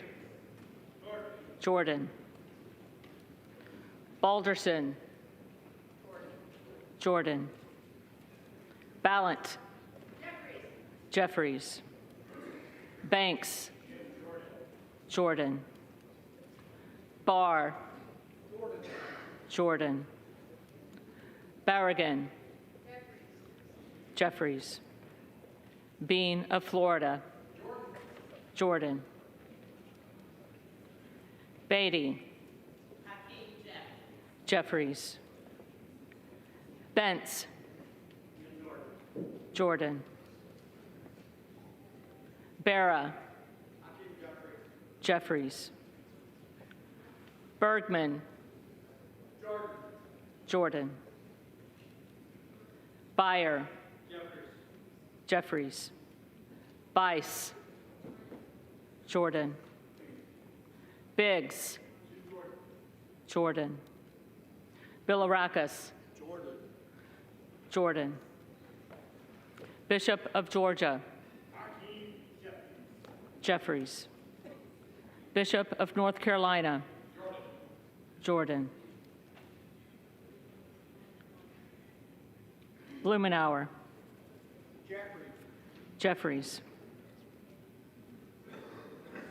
Blunt Rochester. Jeffries. Boebert. Jordan. Bonamici. Jeffries. Bost. Jordan. Bowman. Jeffries. Boyle of Pennsylvania. Jeffries. Burkeen. Jordan. Brown. Jeffries. Brownlee. Jeffries. Buchanan. Donalds.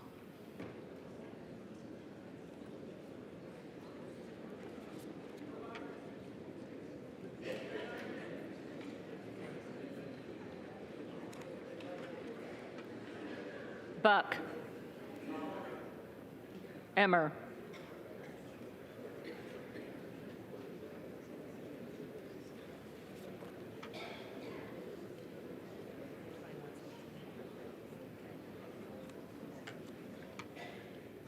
Bouchon.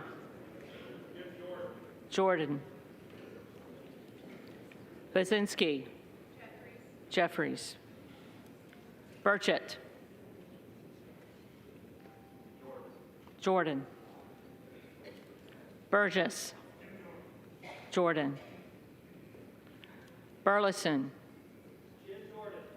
Jordan. Bush.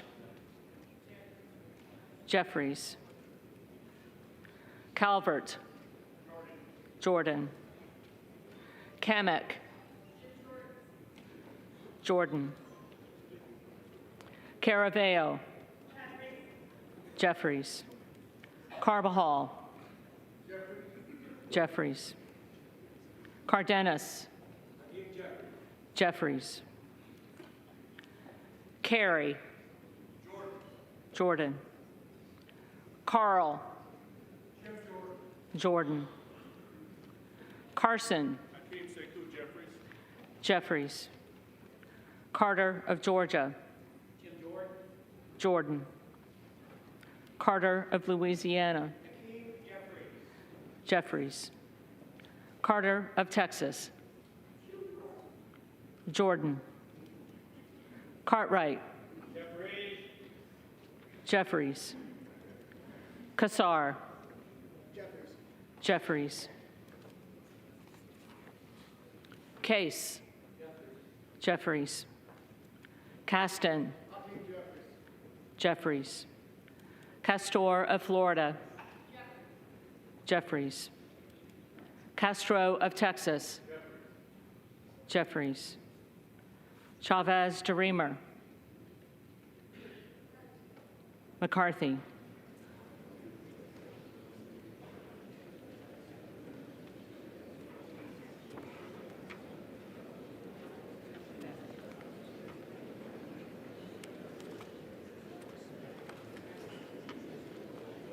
Sherfilis McCormick. Jeffries. Chu. Jeffries. Ciscomani. Jordan. Clark of Massachusetts. Jeffries. Clark of New York. Jeffries. Cleaver. Jeffries. Klein. Jordan. Cloud. Jordan. Clyburn. Jeffries. Clyde. Jordan. Cohen. Jeffries. Cole. Jordan. Collins. Jordan. Comer. Jordan. Connolly. Jeffries. Correa. Jeffries. Costa. Jeffries. Courtney. Jeffries. Craig. Jeffries. Crane. Jordan. Crawford. Jordan. Crenshaw. Jordan. Crockett. Jeffries. Crow. Jeffries. Cuellar. Jeffries. Curtis. Jordan. Davids of Kansas. Jeffries. Davidson. Jordan. Davis of Illinois. Jeffries. Davis of North Carolina.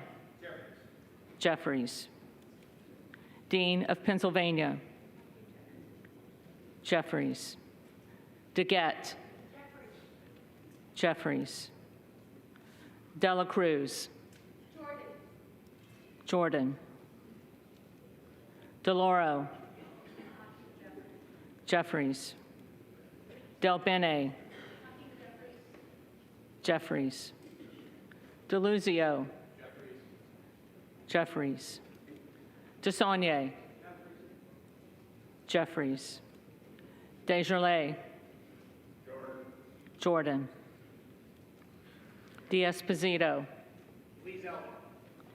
Zeldin.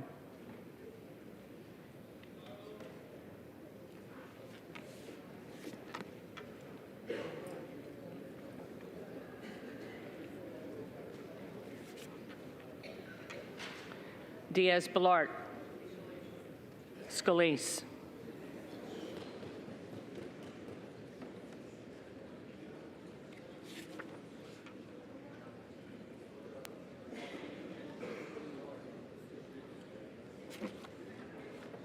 Dingle. Jeffries. Doggett. Jeffries. Donalds. Jordan. Duarte. Jordan. Duncan. Jordan. Dunn of Florida. Jordan. Edwards. Jordan. LZ. Mike Garcia.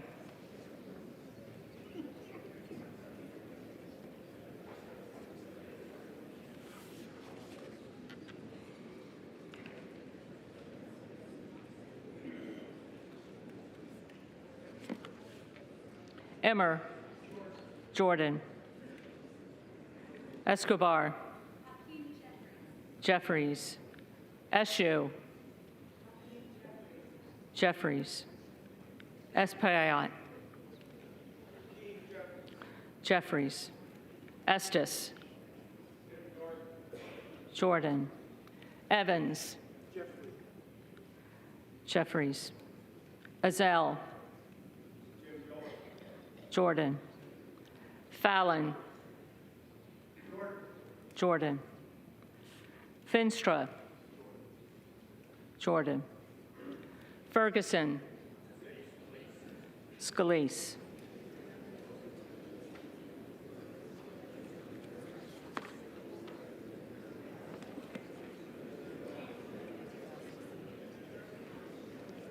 Finstad.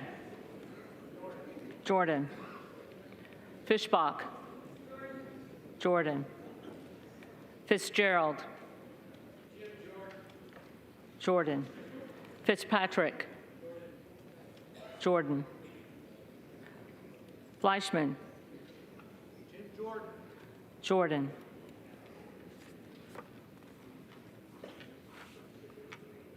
Fletcher. Jeffries. Flood. Jordan. Foster. Jeffries. Fushi. Jeffries. Fox. Jordan. Lois Frankel. Jeffries. Scott Franklin. Jordan. Frost. Jeffries. Fry. Jordan. Fulcher. Jordan. Gates. Jordan. Gallagher. Jordan. Gallego. Jeffries. Garamendi. Jeffries. Garbarino. Zeldin.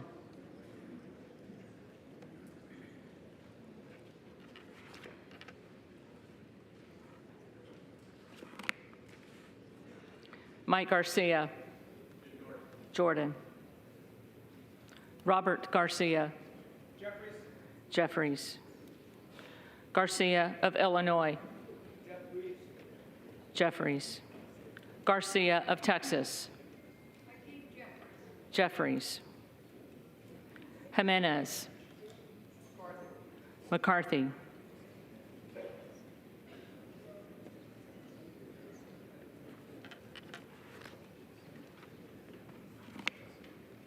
Golden of Maine. Jeffries. Goldman of New York. Jeffries. Gomez. Jeffries.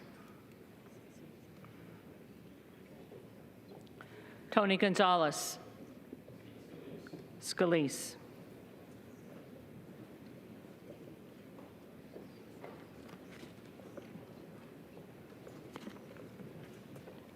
Vicente Gonzalez. Jeffries. Good of Virginia. Jordan. Gooden of Texas. Jordan. Gosar. Jordan. Gottheimer. Jeffries. Granger. Scalise.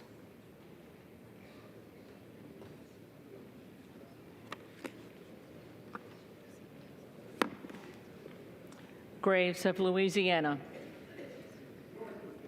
Jordan. Graves of Missouri. Jordan. Green of Tennessee. Jordan. Green of Texas.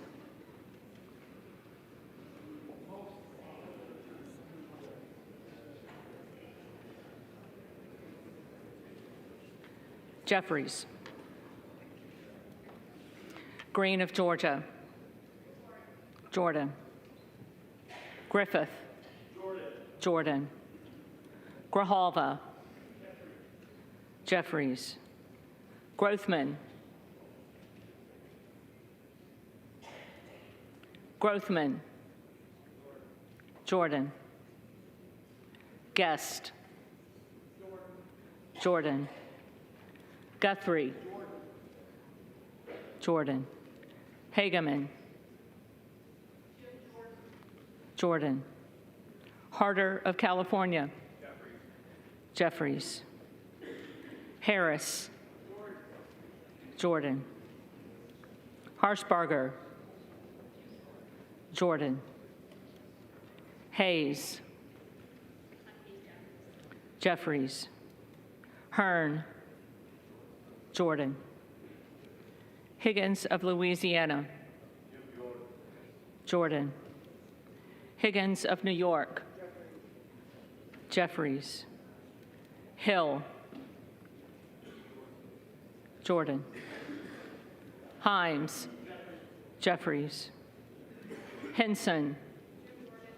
Jordan. Horsford. Jeffries. Houchin. Jordan.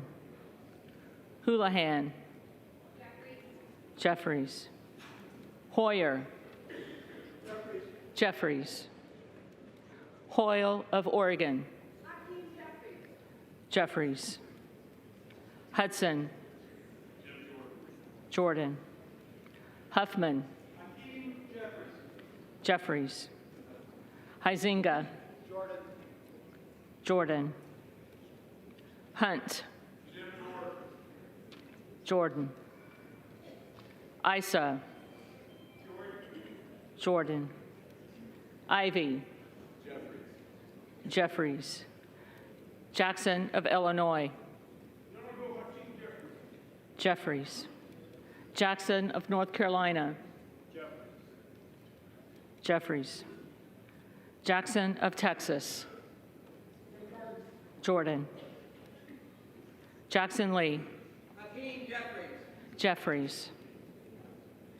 Jacobs. Jeffries. James.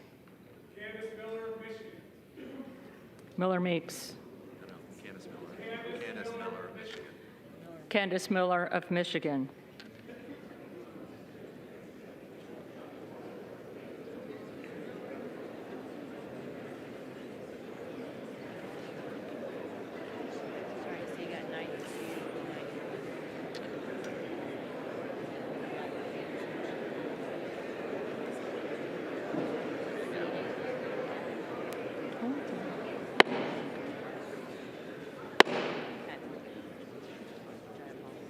House to come to order. The clerk will continue. Jayapal. Jeffries. Jeffries. Jeffries.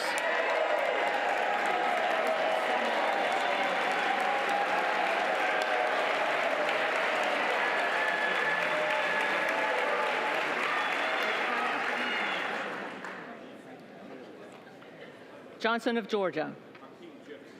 Jeffries. Johnson of Louisiana. Jordan.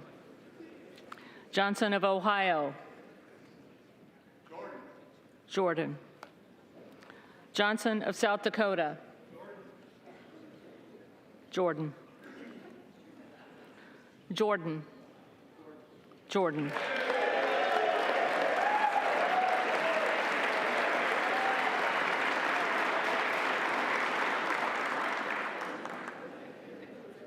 Joyce of Ohio.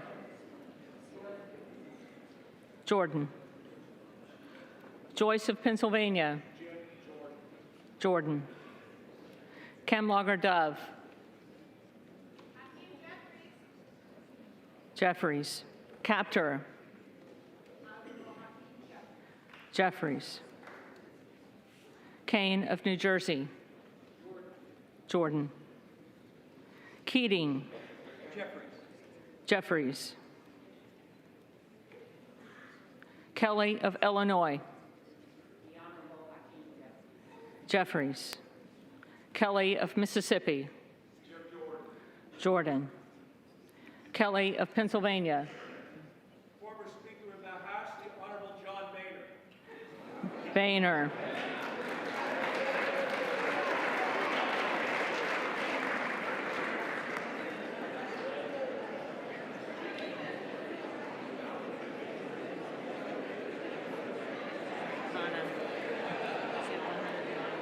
Kana.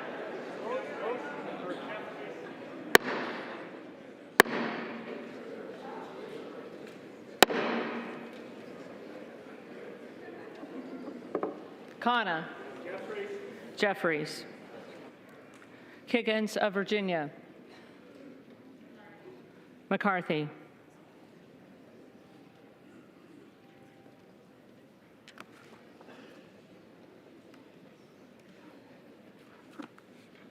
Kildee. Jeffries. Kiley. Jordan. Kilmer. Jeffries. Kim of California. Jordan. Kim of New Jersey. Jeffries. Krishnamurthy. Jeffries. Custer. Jeffries. Kustoff. Jordan. LaHood. Jordan. LaLota. Zeldin.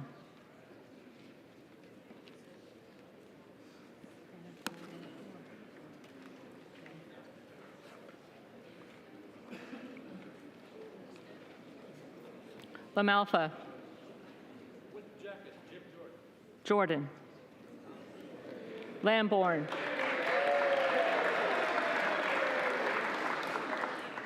Lamborn. Jordan. Landsman. Jeffries. Langworthy. Jordan. Larson of Washington. Jeffries. Larson of Connecticut. Jeffries. Latta. Jordan. LaTurner. Jordan. Lawler.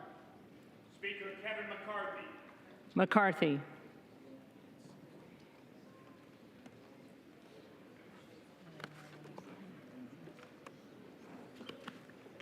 Lee of California. Jeffries. Lee of Florida. Jordan. Lee of Nevada. Jeffries. Lee of Pennsylvania. Jeffries. Ledger Fernandez. Jeffries. Lesko. Jordan. Letlow. Jordan. Levin. Jeffries. Liu. Jeffries. Lofgren. Jeffries. Loudermilk.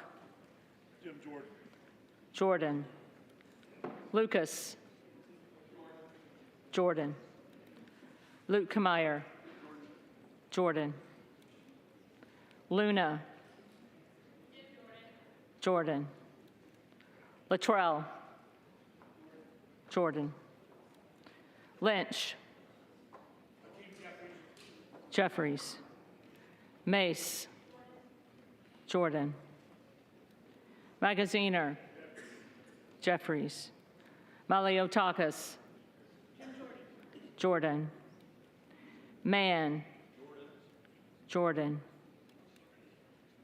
Manning. Jeffries. Massey. Jordan. Mast. Jordan. Matsui. Jeffries. McBath. Jeffries. McCarthy. Jordan.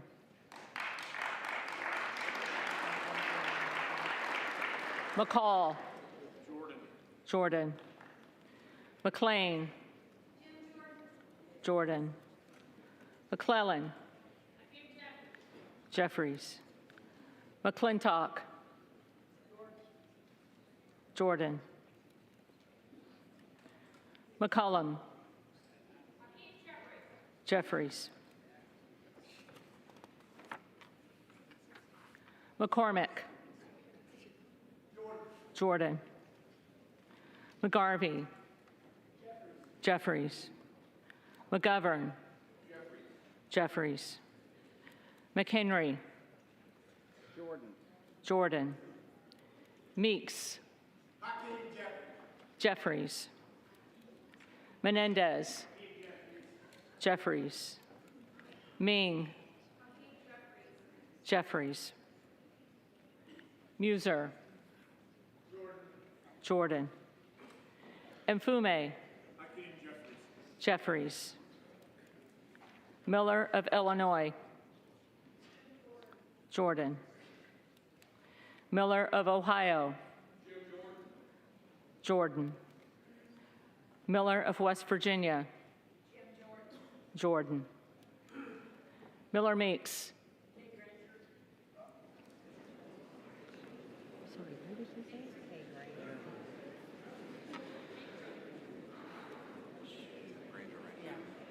Granger.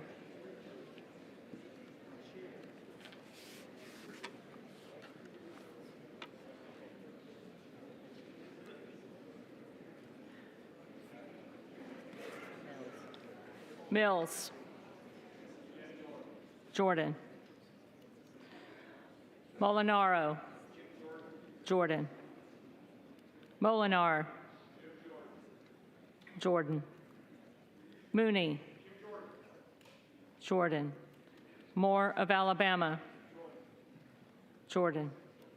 Moore of Utah. Jordan. Moore of Wisconsin. Jeffries. Moran. Jordan. Morelli. Mr. Jeffries. Jeffries. Moskowitz. Jeffries. Moulton. Jeffries. Mervan. Jeffries. Mullen. Jeffries. Murphy. Jordan. Nadler. Jeffries. Napolitano. Jeffries. Neal. Jeffries. Nagoose. Jeffries. Nels. Jordan. Newhouse. Jordan. Nickel. Jeffries. Norcross. Jeffries. Norman. Jordan. Nunn of Iowa. Jordan. Obernolte. Jordan. Ocasio-Cortez. Jeffries. Ogles. Jordan. Omar. Jeffries. Owens. Jordan. Pallone. Jeffries. Palmer. Jordan. Panetta. Jeffries. Pappas. Jeffries. Pasquarel. Jeffries. Payne.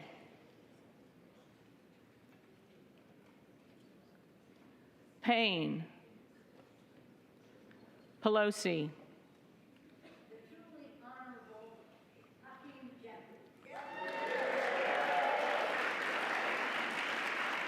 Jeffries. Peltola. Jeffries. Pence. Jordan. Perez. Perez. Jeffries. Perry. Jordan. Peters. Jeffries. Pedersen. Jeffries. Pfluger. Jordan. Phillips.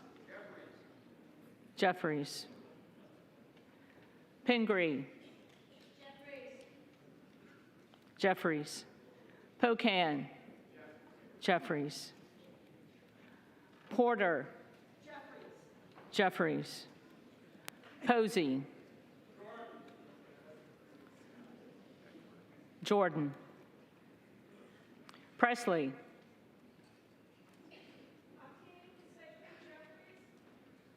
Jeffries. Quigley. Jeffries. Ramirez. Jeffries. Raskin. Jeffries. Reschenthaler. Jordan. Rogers of Washington. Jordan. Rogers of Alabama. Jordan. Rogers of Kentucky. Jordan. Rose. Jordan. Rosendale. Jordan. Ross. Jeffries. Rouser. Jordan. Roy. Jordan. Ruiz. Jeffries. Rupersberger.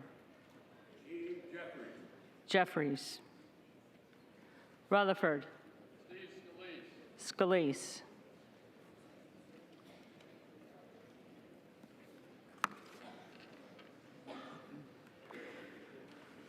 Ryan. Jeffries. Salazar. Jordan. Salinas. Jeffries. Sanchez. Jeffries. Santos. People of Queens and Long Island, Jim Jordan. Jordan. Sarbanes. Jeffries. Scalise. Jim Jordan. Jordan.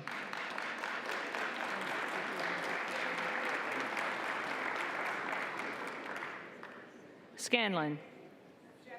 Jeffries. Schakowsky. Jeffries. Schiff. Jeffries. Schneider. Jeffries. Skolton. Jeffries.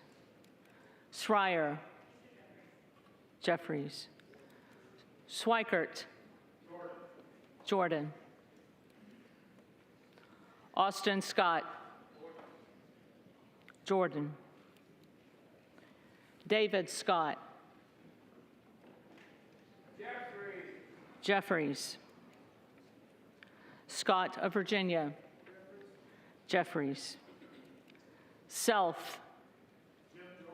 Jordan. Sessions. Jordan. Sewell. Jeffries. Sherman. Jeffries. Sherrill. Jeffries. Simpson. Scalise.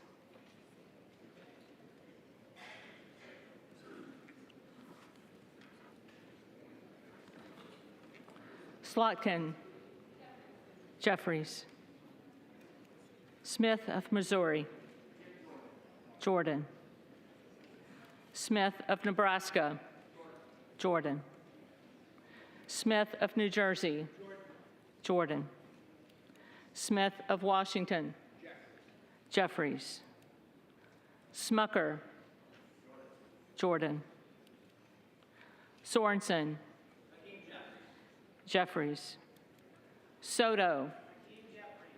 Jeffries. Spanberger. Jeffries. Sparts. Sparts. Stansberry. Jeffries. Stanton. Jeffries. Stauber. Westerman.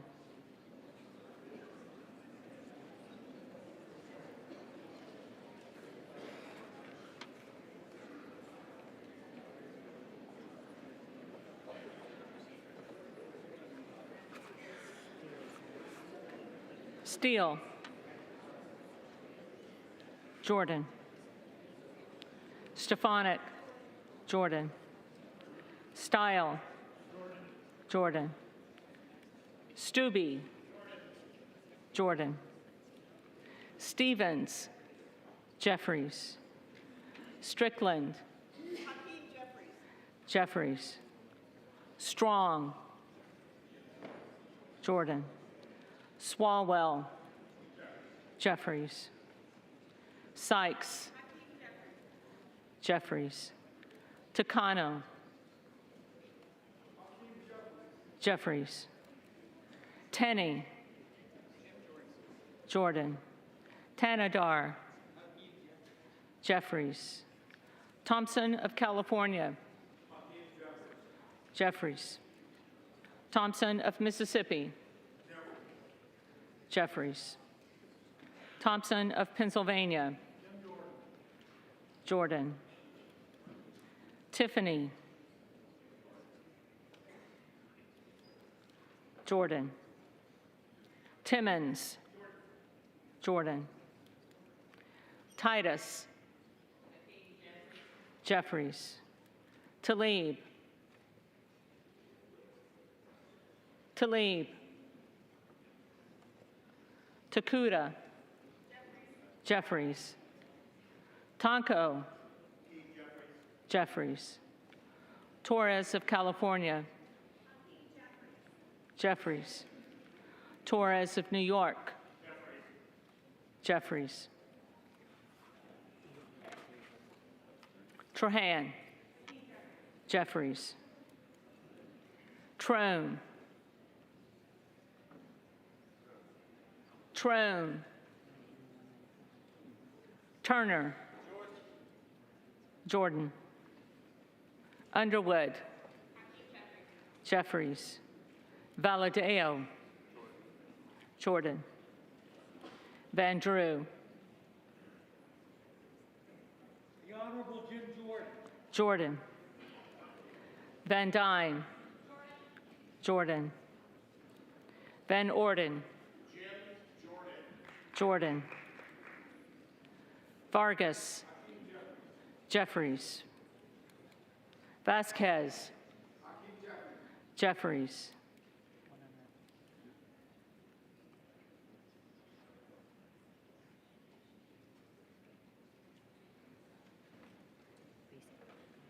Vesey.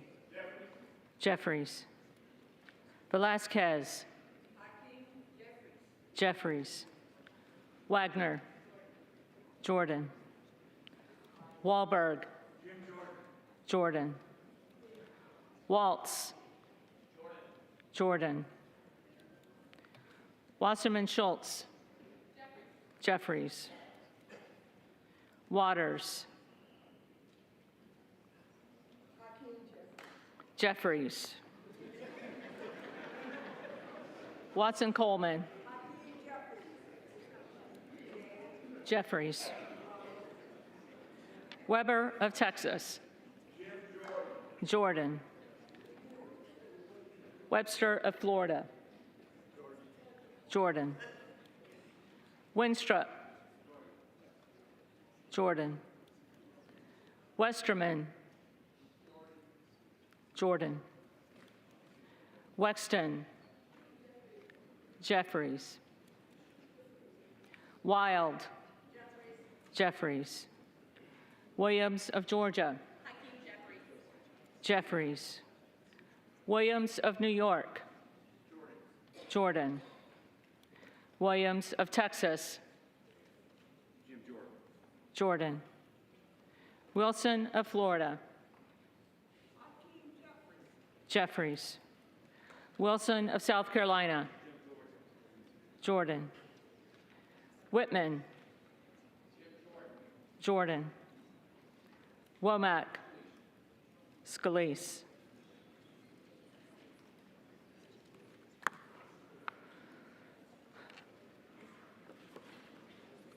Yacom.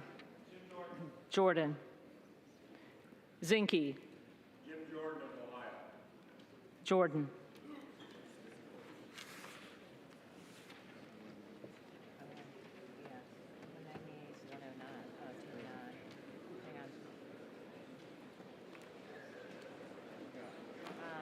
You gotta go back through. I got Payne missing. I got Sparks missing. And I got Talib missing. And Trey. Okay. So you should have 4 missing.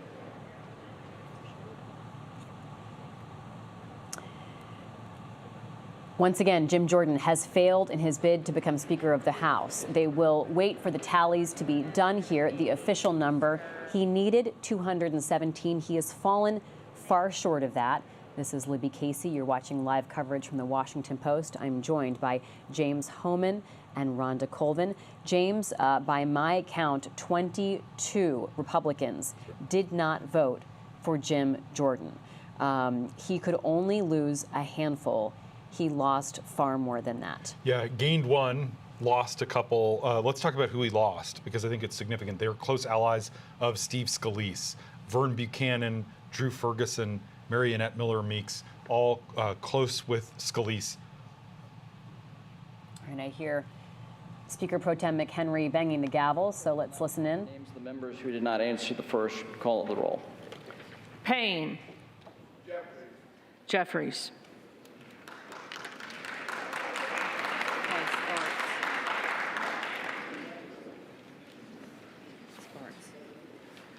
Sparks.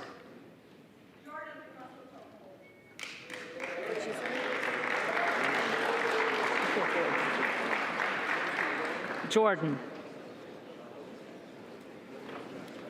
So you got 199 to okay, Talib's next. Yeah. Talib. Jeffries.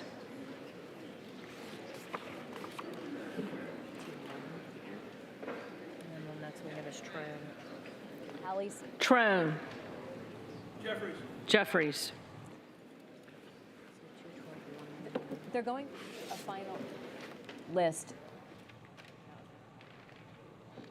Am I on the air? Okay. They're going through a final list here of people who didn't vote the first time. Victoria Spartz is the only notable one we really needed to listen to. The others, we knew where they were going, people supporting Hakeem Jeffries. So, James, Victoria Spartz is significant because yesterday she voted for Thomas Massey, who said, hey, vote for Jim Jordan, please. So she indeed did just vote for Jim Jordan. So the tally stands at 22 Republicans who have not supported Jim Jordan today. And so that's close to where Jordan was yesterday. It's not a huge drop-off. These are not massive defections, but not great for Jordan, obviously. And there are a lot of Republicans who are saying that, in a third ballot, support for Jordan would drop off further. That these aren't people who kind of, yesterday where it felt like maybe they were just trying to make a point and then would get on the team. You had someone like Mike Lawler saying, well, if they need my vote, I'm not going to be the deciding vote to stop Jim Jordan. Now, you do have movement away from him. You have the frontliners who really didn't come back to get behind. These are the people who are in competitive general election districts, and then the kind of the institutionalists as well. James, tell us what we're watching right now. So these are the guy in the middle there is Brian Steele. He's the Republican congressman from Wisconsin. He's the Republican chairman of the House Administration Committee that actually kind of like runs the building and the chamber. Not normally a super important chairmanship, but it is now. And so maybe they're not doing as prominent, but not as important prominent in its own way. Yeah. And they actually do have some say over election rules, which obviously was important Very in 2020 and could be important in 2024. So now we're going to have them formally announce in a couple minutes that Jordan didn't get it, that he fell beneath 200 votes, just beneath 200 votes. And he needed 217. He needed 217, and so that's lower than Kevin McCarthy got on any of the ballots. And now we'll see what they want to do next. Do they want to break? Do they want to do another round? Rhonda Colvin joins us live from Capitol Hill. Rhonda, 22 Republicans defected as we wait for the official vote tally. Tell us what this means. Yeah, you know, this was predicted in my reporting last night. We talked to Representative Buck, who has been against Jordan. Again, he was against him today by voting for Emmer. He predicted to us last night that the conference would, there would be a loss of support for Jordan, not any gaining. After yesterday's failed round. So this was something that, of course, we had to wait to confirm it, but there were members around here last night knowing that this would happen, knowing that Jordan would lose more than 20. This is certainly something that the House GOP caucus a week ago wanted to avoid. That's why they had a series of closed-door meetings. They wanted to coalesce around one candidate and not repeat history by doing the same thing they did in January with multiple rounds for Kevin McCarthy. The key question right now is, where do they go from this? Are the Jordan supporters going to be even more entrenched and say, no, we're going to just keep going? Or will they decide to go into this idea of a resolution or a proposal to give more power to the pro tem in order to keep the House business open? Right now, they cannot do anything. And it's really stunning because we heard new names from some of these Republican lawmakers who don't want to vote for Jordan. We heard former Speaker John Boehner's name, which of course got some laughs on the Democratic side, but I'm not sure if Representative Kelly, who voted for Boehner, wanted to make a point there, but there was a lot of bad blood between Boehner and Jim Jordan. Jim Jordan actually was a co-founder of the Freedom Caucus, that group of hardliners, when Boehner was Speaker, and they made his life pretty hard. In fact, that is what led to him ultimately stepping aside. So that was certainly a notable name mentioned in the list of votes there from Republicans who did not vote for Jordan. But it just shows you that they were not able to shore up any gaps last night, add any votes, and instead lost some. Rhonda, you know, it's not a massive hemorrhage, though. I mean, he went from losing 20 votes yesterday to 22 today. If you are on Team Jim Jordan, where do you go from here? Well, even though it's not a massive loss, it's still adding numbers against him, and that's something certainly they did not want. Even yesterday, having 20 against him was too much for what they had planned to do. There's also concern, too, from his side and the GOP caucus that what does this look like? You know, is this time to continue on with this, or do they need to start looking at other solutions? It's really going to be very key to see what happens once this vote tally is officially announced and what they decide to do after that. Just like yesterday when I said however long the recess lasts, that's how much we will know about where their minds are. I think we're about to see that again today. If this goes into recess, that tells you that Team Jordan is figuring out a reset. But the real question is there room to get anybody to flip? It does not seem so. And one of the keys is the fact that people were choosing new names to vote for today. So that tells you that it almost feels some people are saying anybody but Jordan. So Team Jordan is going to need to calculate that. James, reflect more on some of those names we heard floated as potential speakers of the House. Yeah, I mean, it's interesting. We talked right before the start of that about who would deliver the nominating speech. Tom Cole, a Republican from Oklahoma, as I said before, about as much of an institutionalist as you could get. Jordan clearly believing that he needs to shore up that flank. Cole is someone who himself has been floated for speaker, a different kind of approach than yesterday when they had Elise Stefanik nominate Jordan. It was a pretty amusing thing. You saw the Democrats applaud when John Boehner was nominated. You saw a Michigan congressman nominating a former Michigan congresswoman who's on the Macomb County Board of Supervisors. Even people who voted against Jordan voting for someone else, trying to kind of make a statement about what kind of a Republican they are. Ultimately, though, it's sort of the power bases that these people are coming from that matters. And the fact that the close Scalise allies moved away from Jordan is really the story coming out of this second round. Drew Ferguson from Georgia, he was Scalise's deputy whip, one of his closest friends in Congress, and he voted for Jordan yesterday and flipped. And that is particularly important because it reflects bad blood from last week when Scalise allies really felt like Jordan double-crossed them or undercut them or didn't throw full-throated support behind Scalise when the Republican conference had voted to nominate him. And I think that the way to think about this, certainly the flip of Vern Buchanan, Andrew Ferguson, is that Jordan's pressure campaign is backfiring. Not in a massive way right now, but I just heard from a Republican on Capitol Hill who has been watching the vote, is on the floor, saying that they think that the McHenry solution is very much in play after this, of elevating Patrick McHenry, not permanently, although that could end up happening, but in an interim way to give him more power. Clearly, no one in the conference has 217 votes right now. I think that there's going to be a lot of resistance to doing that among the Jordan allies, probably so much so that it might fail the first time they try to bring it up. But there are a lot of Republicans who feel like, look, Jim Jordan doesn't have the votes. He's not anywhere close to getting the votes. Let's elevate McHenry and then get to work so that this doesn't drag on and embarrass us further. Rhonda, we've said this before, but if you did it by sheer numbers, if it was just a matter of which member gets the most votes, we would see a speaker, Hakeem Jeffries. But it doesn't work on the number of votes, who gets the most. It works on the simple majority. You've got to get over that threshold, in this case, 217. Talk to us about the Democrats right now and what they're doing to stay unified. Yeah, and that was actually a point one of our colleagues here with me today, Lindsay, asked about earlier. Yeah, you don't have to be a member of the majority to be Speaker of the House. It is just the person elected by the majority. So there is a world, I'm not saying we're near that at all, but if, say, you had some Republican absences or people just didn't show up and they kept the vote tally, there is a world where somebody who's not in the majority could be Speaker. So just letting that be known. Democrats right now, I believe from what I'm hearing from interviews I've had, what I'm hearing from the hallway reporting, is that they are very aware that they might have some leverage here if this continues to go on. This is something that was talked about actually days before the motion to vacate was even brought up. What would Democrats do about it?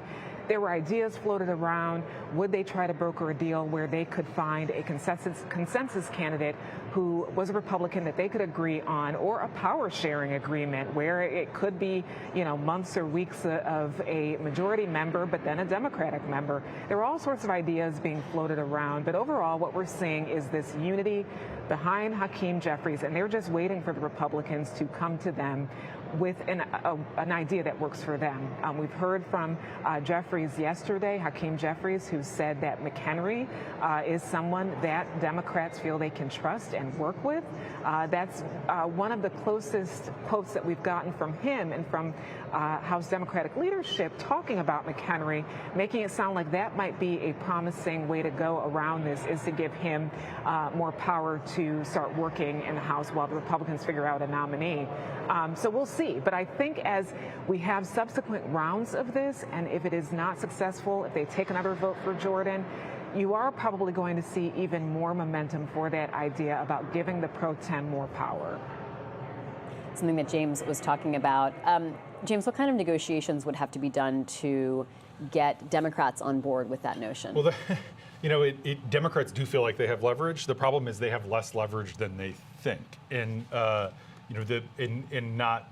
Democrats have been united in voting for Hakeem Jeffries, obviously on the floor, as they were all through the balloting in January.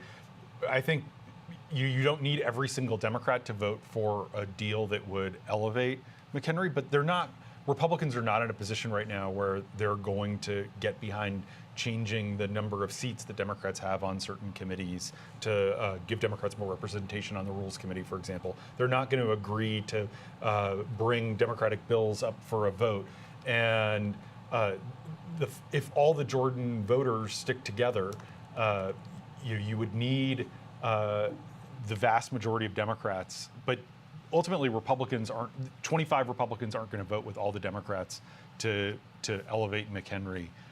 Because the liberal base won't go along with it, and Republicans will be seen by their own base as forming what the Jordan crowd is calling a coalition government. It's not a coalition government. It would just be bringing some stability and ending the chaos for now. But that argument would lead to some of these Republicans getting creamed back home and on conservative media. So they're trying to, I think McHenry would love to get a little bit more clarity on his powers. But you have someone like Kevin McCarthy, the former speaker, who's out there right now saying, when I picked McHenry to be my pro tem, I anticipated he would have the full power of the speakership, that we don't need a vote. I believe he already has it. We don't need to vote to give him more. And that's because I think Kevin McCarthy doesn't want to vote to do something that will be seen as siding with the Democrats. So Democrats do feel like they have leverage. I do think that they have less leverage than they seem to think that they do. Rhonda, let's talk about what could happen next here. We're watching for this vote to officially close and the numbers to be officially released. We already know the results. What happens next? Really anything. We don't know. They could recess. They could adjourn for the day and start back up with going back into the back rooms and in the offices discussing next steps. But I think we're going to learn altogether what happens next. I do know for now they did have some committee meetings that were planned for later this afternoon. Some have been postponed. Others are sticking with their schedule. So we'll see. And we've already talked about the other option, which would be potentially to recess or adjourn or take a break and then potentially bring up a resolution to give McHenry more power. But again, this is a situation where we are all watching it play out and can't really say what will happen in the near term. We are watching the House floor live, and James, it is so fascinating to see the conversations that go on, see the sidebars that happen. There are some members here who will be very frustrated right now. There are others who will be very frustrated with certain people. So what plays out here behind the scenes? If you're part of Jim Jordan's team, you're trying to figure out now how you bring more Republicans to your side.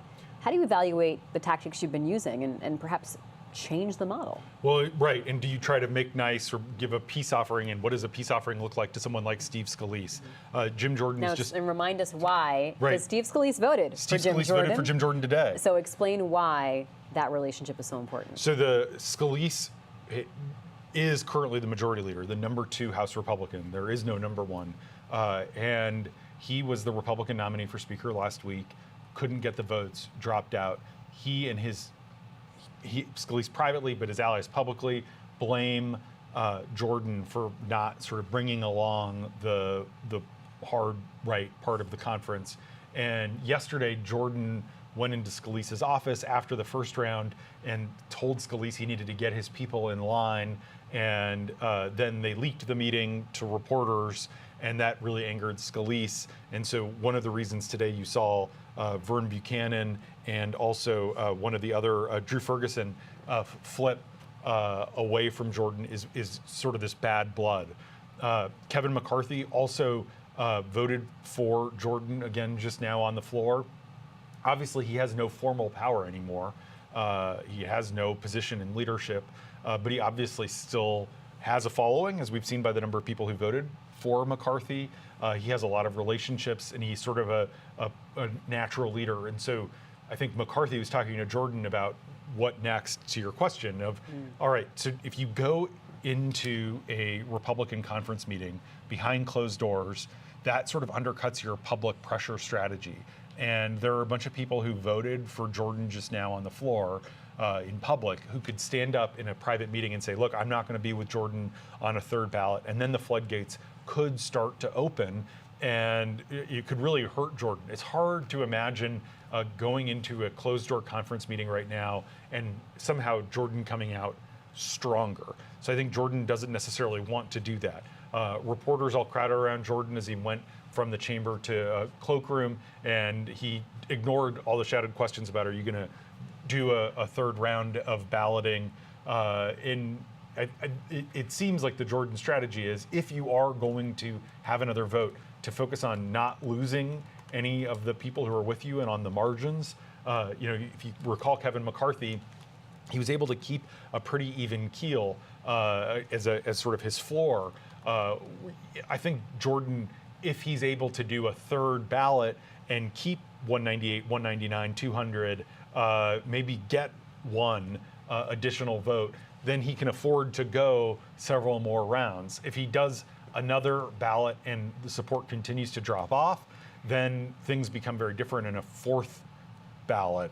And so I think Jordan is trying to decide, does he want a conference meeting? Does he want another vote? And then a third option is, does Jordan want a vote on this McHenry resolution, because there would be opposition and it would fail. And so then Jordan could say, look, we took a vote on the McHenry motion and it didn't pass, so now let's go back to trying to elect me as speaker, and that maybe that cajoles a handful of Republicans who want some stability into Jordan's camp, or keeps them in Jordan's camp. So these are the kinds of calculations that Jordan and his allies are trying to make right now to decide what to do, because this is hanging on a knife's edge. And you think about just being from the human dimension. I mean, there's so many personalities at stake. You're sitting there and you're so close to being, second in line to the presidency, to running the U.S. House of Representatives, and it's in reach, but maybe just out of reach. And you think about the psychology of that, and how it would weigh on someone like Jim Jordan, who was a star wrestler and a wrestling coach and is a hyper-competitive guy. How does that shape his thinking about next steps? Mariana Sotomayor covers the House of Representatives for the Washington Post and joins us now. Mariana, you were in the chamber and able to see and hear all of this from the bird's eye view. I just want to get a sense of, actually, pause one moment, Mariana. We're going to go to the House floor real quick. And their tallies that the total number of votes cast is 433, of which the Honorable Jim Jordan of the state of Ohio has received 199. The Honorable Hakeem Jeffries of the state of New York has received 212.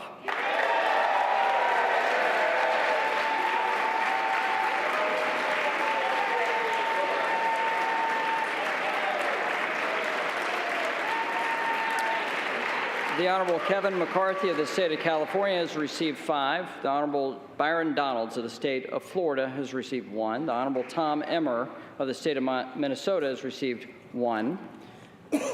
Lee Zeldin of the state of New York has received 3. The Honorable Steve Scalise of the state of Louisiana has received 7. The Honorable Mike Garcia of the state of California has received 1. Candace Miller of the state of Michigan has received 1. John Boehner of the state of Ohio has received 1.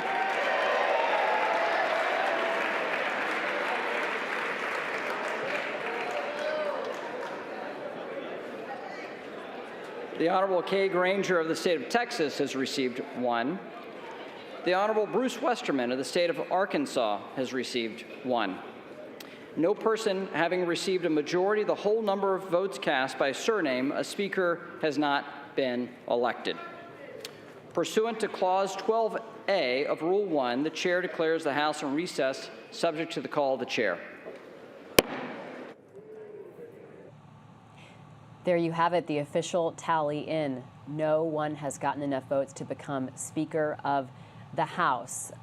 You almost start to feel, Mariana Sotomayor, if you're a member of Congress and you weren't nominated, if your name wasn't mentioned, you almost start to feel like you're a little bit left out of this party, because we're hearing a lot of names floated that are not Jim Jordan or Hakeem Jeffries. Talk to us first about the mood and the atmosphere today versus yesterday.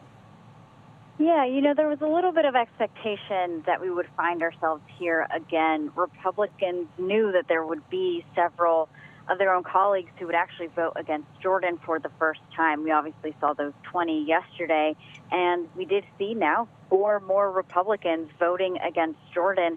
So there was that expectation. There really is a sense of frustration that has just lingered here for the last 2 weeks. That continues to grow as Republicans just don't know what to do. They know that Jordan is not going to be able to get those 217 votes in just 24 hours. He only flipped 2 Republicans, and only lost more. So at this point, a lot of Republicans thinking that Jordan may have to face the music here and realize that he's not going to get to those 217. But as you pointed out, yes, there is some support for other Republicans in the House or former Republicans, as we saw John Boehner actually get nominated for Speaker again. But it really is unclear to many Republicans right now as to who could actually get to that 217 threshold. And I feel like I'm almost repeating myself to what I said yesterday and even last week, that unknown continues to persist. And maybe even tomorrow I'll continue to be saying, because Republicans are telling me they don't know who could get 217 votes to become Speaker. The Democrats cheered, Mariana, with Democratic side of the aisle there in the House of Representatives when John Boehner's name was read out there at the very end as one of the people listed. How thoughtful are members when they throw out names like John Boehner, Lee Zeldin, Tom Emmer as possible candidates, which is different than, say, giving the name Scalise, which we all can kind of understand and see where that would be coming from, since he was the Republicans' conference selection just last week to be the Speaker. Yeah, I don't think there's much thinking that goes into it. Of course, someone like Tom Emmer is interesting because, Ken Buck is a member of the Freedom Caucus, and the Freedom Caucus has generally seen him as a consensus type among Republicans because he does have support across the ideological factions that exist in the conference.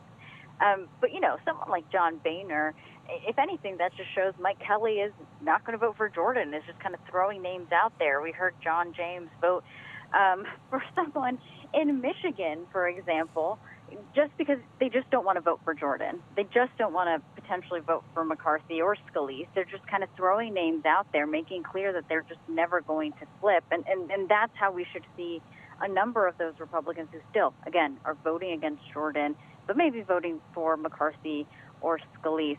They're just not going to budge in Jordan's favor. In the expectations game, some Jordan allies were trying to set a low bar today, low expectations about this vote.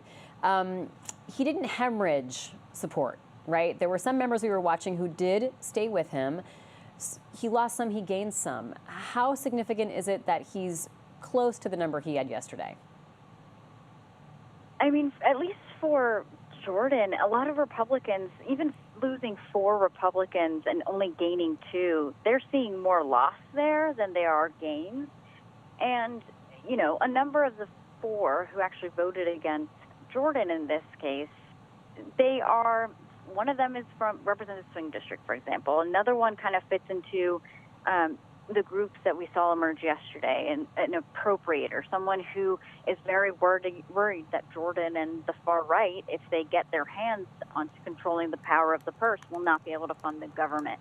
Some of them are just pragmatic Republicans who just want to govern and are fed up and said, listen, I'll vote for Jordan once, but I'm not going to vote for him again. So it's likely that we see those 4 who voted against Jordan not flip. And what we have been hearing privately since last week when Jordan was elected as Speaker designate behind closed doors was that a lot of Republicans, if he doesn't get it within the 3rd ballot, which would be the next sequence if Jordan seeks to, again, go to the floor, you're going to see, we should expect to see a significant amount of Republicans voting against him to just make clear that he will never get to 217. Rhonda, who are you interested in hearing from? Who do you want to be a fly on the wall right now on the background conversations that are happening? And who do you want to hear from to give us an indication of where this all goes? Honestly, as a reporter, I want to hear from everybody because this situation is entering a lot of more uncertainty than we had at the beginning of the day. I mean, nothing has been certain for the last 2 weeks, and certainly the picture is less clear today. So any member of Congress who wants to talk about this, we're listening because no one knows what is next. But more specifically, I think I would keep an eye on Democrats and see if you're seeing any more huddles, if you're seeing any more talk of momentum behind McHenry, and if that pushes Republicans to do something. Because, in typical times, and especially in the political climate that exists today, you could see a world where Republicans would not want to partner at all with a Democrat. That's not easy to sell back home. That's not easy to sell on conservative talk shows. But this is getting to a point where no one sees an end to it. And how much pressure will Americans, will voters, will polling play into this, where people are saying, look, we've got an incredible situation going on in the Middle East right now. You have intelligence committees that need to be working and not tied up in the situation that's happening in the House. You have a government shutdown looming in a matter of weeks. I mean, it goes on and on and on. So that pressure and that urgency has certainly played a part in the last few days. I want to see if that continues to play a role and if that pushes Republicans to do something like partnering with Democrats that they would have never considered before. Okay, you heard it here. Rhonda wants to talk to everyone. So if you're a member of Congress listening right now, give her a call. She's there on Capitol Hill, ready to talk with you. James, who do you want to hear from? Who do you want to be a witness to these backroom conversations? And who do you think are the really relevant voices today? I would really want to be a fly on the wall in Jim Jordan's office right now because McHenry and McCarthy, they're sort of deferring to Jordan. Do you want to go a couple more rounds? Do you want to fight this out? Do you want to throw in the towel?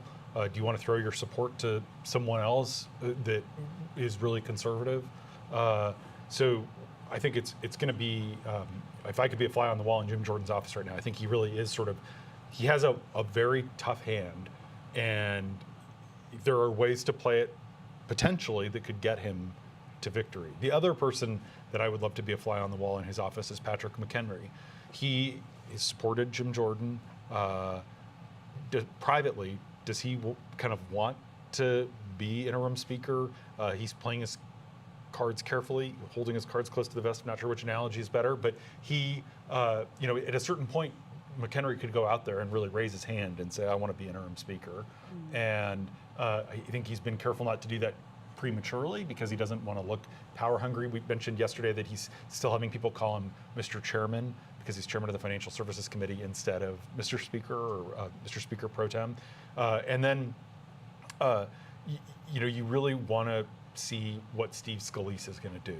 I think Steve Scalise himself, because he's staying on as majority leader, has a responsibility as leader to sort of stick with the party's nominee for speaker, but do more Scalise allies flip?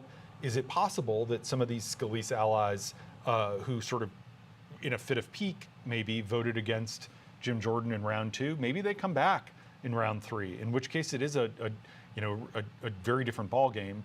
If you can win back a Vern Buchanan, maybe that puts Jordan on a trajectory to really gain. I think that there are a bunch of members who really don't know what to do. They are skeptical of Jim Jordan, either because they have tough re-election campaigns, they don't think he has the temperament to be speaker or the legislative record, but they also are afraid to cross the person who might become speaker. So there are members who often, honestly, because it's the House and it's a majoritarian institution, don't have to think for themselves. They can just vote with leadership. And right now they are in this sort of like, what am I going to do? Because this is one of the most important votes in round 3 that they're going to take in their term. And there's not necessarily, for probably like 24 members, an obviously correct course of action. Rhonda, let's reflect on Jim Jordan. He's not someone who's always been coveting the speaker's job, angling for it, working towards it. He was very powerful as a chairman. He has been very powerful as a chairman a couple of times over. He relishes that role. What kind of a speaker would he be, and how is he trying to make his pitch to people? I think that's been part of the big question for Republicans who have not been comfortable voting for him is what would he be? There's been questions about how he would handle an appropriations negotiation. You have to also remember with Speaker, they are a part of what's called the Gang of 8. So this is a person who is going to be involved in a lot of major decision making behind closed doors on intelligence matters and all of situations related to national security. So there's that element too that he has mostly been untested in, that people just don't know where he'll be at. And even negotiations with Democrats. Think about how Kevin McCarthy was back and forth between the White House and the Hill during the debt limit situation and trying to figure out a path forward that worked for Biden and the Democrats. Jim Jordan would have to be a part of those discussions too. So I think the fact that many people on the Hill and in the public don't really know his leadership style other than being sort of an aggressive hardliner on the right in committee meetings, because we don't have a lot of indication of what he would do in a leadership style role. That's one of the things looming over this entire thing, is what type of leader he will be. One other point that I was just thinking about that I don't know if we've really delved into in the last 2 days is Jim Jordan, days after he said that he would run for Speaker, former President Trump endorsed him. He picked him over Scalise. Now, it has been our experience on the Hill that most congressional Republicans usually go in line with what the former president has said. This has been interesting because you are seeing the Republicans not sign that blank check for Trump this time. They are not going directly with the Trump-endorsed candidate in this, and that's an interesting development on its own. We don't know. Maybe he's making calls on behalf of Jordan, but it really doesn't seem to be working like it may have on other matters, Trump's endorsement. So that's something, too, to keep an eye on. All right, Rhonda Colvin, James Homan, all of our guests reporting live from Capitol Hill and elsewhere. Thank you for your time today. So let's assess. It is getting worse, not better, for Jim Jordan in his efforts to be made Speaker of the House of Representatives. This, as we know, was Jordan's second attempt this week to get the top job. Now, remember, it did take Kevin McCarthy 15 rounds of voting to convince enough of his colleagues back at the beginning of the year. He held on to that job for just 9 months, however. So today, 22 of Jim Jordan's fellow Republicans failed to back him. That's 2 more in number than yesterday. Meanwhile, a move to expand the powers of Speaker Pro Tem Patrick McHenry could be gaining momentum. We're going to take a break now as Jordan's team takes stock behind closed doors and face the decision of whether to continue this bid or accept defeat after round 2. I'm Libby Casey. Thanks so much for joining us today.